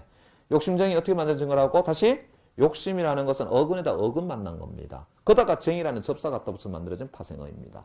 이제 이해되겠니? 예. 요게 나오니까 또 틀려버려, 학생들. 됐나? 예, 됐어? 오케이. 그래서 시험 문제는 이제 어떤 식으로 나온다고요? 바로 단어가 어떻게 만들어졌는지 그것의 구조 분석을 하는 문제가 나오더라라는 겁니다. 이해되겠나? 됐습니까? 오케이. 됐죠? 자, 그러면 이제 새말을 만드는 방법, 합성어, 파생어 넘어가고요. 그 다음에 챕터 5번째 갑니다. 됐나? 예. 여러분들 교재 됐습니까? 예. 몇 페이지 벌써 넘어가죠? 예, 39페이지입니다. 됐니? 예, 챕터 5번째. 자, 지금부터 제 설명 잘 들으시기 바랍니다. 챕터 5번째는 사동문과 그 다음에 피동문. 됐니? 예. 자, 요것도 시험 문제 굉장히 잘 나오는 겁니다. 됐니? 뭐 여러분들이 다 아시겠지만. 그럼 일단은 사동, 피동이란 말에 대한 정의부터 한번 내려보자. 됐니? 그럼 여기서 말하는 사라는 것은 뭐냐라고 한다면은 한자로 썼을 때 요렇게 씁니다. 동이라는 건 뭐 우리가 움직일 동자를 쓰는 거거든. 예. 그러면 이 사자가 뭔데? 요거 사전 찾아보게 되면은요. 첫 번째 의미는 사신이라는 의미를 담고 있습니다. 그런데 그 밑에 내려가게 되면 두 번째 의미가 뭐냐 하게 되면은 시키다라는 의미를 가지고 있어. 아니면은 부리다라는 의미를 가지고 있어요. 됐습니까? 예. 그래서 우리가 무엇을 하게 하다라는 의미로 그래 쓰인단 말이야. 됐습니까? 예. 그러면 사동이라는 건 뭘 이야기하는 건데요? 누구인가 뭔가를 시키는 거고 부리는 것을 우리는 사동이라고 이야기하는 거야. 됐니? 예. 그러면은 피동에서 피는 뭔데? 라고 한다면 피는 저 피자입니다. 됐습니까? 예. 한자 쳐보면은 첫 번째 저라는 의미 돼 있어. 근데 저는 뭐냐? 이, 그, 저의 지시대명사 저입니다. 됐니? 그런데 얘의 두 번째 의미가 뭐냐라고 한다면 얘는 당하다라는 의미를 가지고 있습니다. 됐니? 그럼 피동은 뭐가 되는데요? 당하다라는 입장이에요. 됐어? 이걸 잘 모르겠으면 내가 사건 현장의 피해자와 가해자 입장으로 볼게요. 그러면 사동은 시키고 부렸으니까 얘는 사건 현장을 보면은 가해자 입장인가 피해자 입장인가? 가해자 입장이 돼버리는 거죠. 됐습니까? 그래서 얘는 가해자 입장이 되는 겁니다. 됐니? 예. 그럼 피동은 당하는 입장이니까 얘가 뭐가 되겠어요? 그렇지. 피해자의 입장이 되는 거죠. 됐습니까? 예. 됐니? 그래서 사동은 가해자 입장이 되는 거고 피동은 피해자 입장이 돼버리는 거야. 당하는 입장이 돼버리는 거야. 됐니? 예. 그러면서 이제 자 중요한 거 사동문을 만드는 방법 됐습니까? 사동문을 만드는 방법 됐니? 예. 자 몇 가지가 있느냐? 두 가지가 있다. 다시 갑니다. 사동 만드는 방법 몇 가지 있다고? 두 가지. 다시 사동 만드는 방법 몇 가지 있다고? 두 가지 됐습니까? 예. 근데 나중에 학교 가서 선생님이 사동 만드는 방법 가르쳐주는데 야들아 사동 만드는 방법 몇 가지인지 아니? 무엇을 때로는 두 가지요 하면 뒤집니다. 알았어요? 예. 왜냐하면 실제로 더 많이 있어요. 그래서 더 많이 있어요. 내가 그 얘기를 해줘야 된다. 됐니? 예. 실제로 그런 일이 벌어졌기 때문에. 됐어? 예. 분명히 다시 해야 된다. 사동 만드는 방법에는 여러 가지가 있지만 몇 가지가 있다고 외워달라고? 두 가지가 있다고 외워주세요. 그래야지만 문제 풀기가 굉장히 쉽습니다. 됐니? 예. 몇 가지 더 익혀나보면 오히려 혼돈만 옵니다. 됐니? 그래서 몇 가지 있다고 외워주자고? 두 가지. 됐습니까? 실제로는 더 있다고 얘기했대. 나중에 가가지고 학교 가서 송원학원에 김상준 선생님이 두 가지 있다고 얘기해줬는데요. 됐습니까? 그럼 그 선생님 얘기할 거야. 그 학원 다니지 마, 씨. 됐습니까? 예. 아니다. 알겠어요? 몇 가지 더 있는데 두 가지 있다고 외워두는 것이 문제 풀 때는 확연하게 차이가 나요. 됐습니까? 실제로 문제 풀어보시면 알아요. 됐니? 예. 그럼 다시 갑시다. 사동 만드는 방법 몇 가지가 있다고? 두 가지가 있습니다. 그 첫 번째가 뭐냐 하게 되면은 사동 접사를 이용하는 방법입니다. 됐니? 사동 접사를 이용하는 방법이다. 그럼 다시 갑시다. 그럼 사동 접사는 어떤 것이 있는데요? 사동 접사는 어떤 것인데요? 이희리기까지입니까? 이희리기 우구수까지입니까? 외우긴 외웠는데 이게 잘 모르겠다. 그죠? 예. 자, 사동접사를 이용하는 방법입니다. 그럼 사동접사 뭐 있는데? 이, 히, 리, 기, 우, 구, 추. 제가 분명히 했습니다. 사동 만드는 방법 몇 가지 있다고? 두 두 가지. 이 두 가지는 확실하게 외워도 됐습니까? 그 첫 번째는 사동접사를 이용하는 방법인데 사동접사는 뭐가 있다고요? 이희리기 우구추 됐습니까? 예. 그 다음에 이제 또 하나의 방법이 뭐냐라고 한다 그러면은 사동접사를 이용하지 않는 방법입니다. 사동접사를 뭐 한다고요? 그래, 이용하지 않는 방법이더라. 그러면 사동접사를 이용하지 않는 방법 어떤 것이 있는데? 라고 한다 그러면은 뭐뭐하게 하다라는 어미를 갖다 붙이는 방법입니다. 됐어요? 예. 됐니? 다시 몇 가지? 두 가지. 됐니? 내가 이렇게 계속 강조할 때는 다 이유가 있는 거라는 거 알고 있잖아. 됐습니까? 예. 물론 그 밑에 뭐 있어요? 시키다, 부리다를 갖다 집어넣어서 만드는 방법도 있어요. 됐니? 근데 몇 가지? 두 가지가 있다고 외워달라. 됐습니까? 예. 다시 첫 번째, 사동접사인 이희리기 우구치를 이용해서 만드는 방법. 또 하나는요, 용언 어간 뒤에다가 개하다를 갖다 넣어서 만드는 방법. 됐습니까? 예. 몇 가지? 두 가지. 됐니? 그럼 선생님, 피동을 만드는 방법 몇 가지인데, 얘는 여러 가지가 있어요. 됐습니까? 뭐, 한번 정리를 해드릴까? 예. 그냥, 몰라도 관계없는 게 아니라 그냥 참고적으로 하나 둬라. 됐습니까? 예. 그럼 피동을 만드는 방법 몇 가지인데요? 여러 가지 있지만 대표적인 거, 피동 접사를 이용하는데, 그럼 피동 접사 뭐 있는데요? 이희리기가 있다. 선생님. 사동 접사에도 이희리기가 있고요. 피동 접사에도 이희리기가 있습니까? 예. 그럼 시험 문제 뭐 나오겠니? 이게 사동접사인지 피동접사의 이일익인지 그거 묻고 들어가겠지. 결국은 그거는 뭘 묻는 거야? 사동접사 이일익이라면 걔는 사동문이 되는 거고요. 피동접사 이일익이라면 걔는 피동문이 되겠지. 그래, 결국은 사동문과 피동문을 구분하는 문제. 그래, 거기서 스타트 하긴 하는 거야. 됐습니까? 예. 그 다음에 두 번째, 됐습니까? 예. 자, 어지다 갖다 붙는 방법. 됐습니까? 되다 혹은 어지다. 됐니? 예. 됐어? 근데 우리 이거 작문 문제에서 한번 나오죠. 잡히어지다. 됐습니까? 예. 잡히어지다. 맞아, 안 맞아? 나는, 됐습니까? 예. 경찰관에게 잡히어졌다. 됐습니까? 돼, 안 돼? 안 되죠? 왜 안 돼? 이중피동 안 된다고 얘기하잖아. 그럼 이중피동 고칠 수 있는 가장 손쉬운 방법은 뭔데요? 접사만 가지고도 이 피동 만들 수 있어, 없어? 만들 수 있잖아. 그러면 뭐 떼면 돼요? 오지다 빼면 되죠. 그럼 뭐 한다고요? 나는 경찰관에 잡혔다. 그럼 끝나잖아요. 잡혀지다 필요 있어, 없어? 없잖아요. 뭐만 이용해도 돼? 접사만 이용해도 되니까. 됐습니까? 예. 그 다음에 뭐 세 번째, 뭐 당하다. 이런 식으로 또 만들어지지 않겠니? 이해되겠어? 예. 됐어? 그런데 정작 중요한 건 다시 갑니다. 뭐라고요? 그렇지. 사동접사를 이용하는 방법과 사동접사를 이용하지 않는 방법. 그 두 가지로서 사동문을 만든다. 그거 정확하게 외워두시면 바랍니다. 됐니? 예.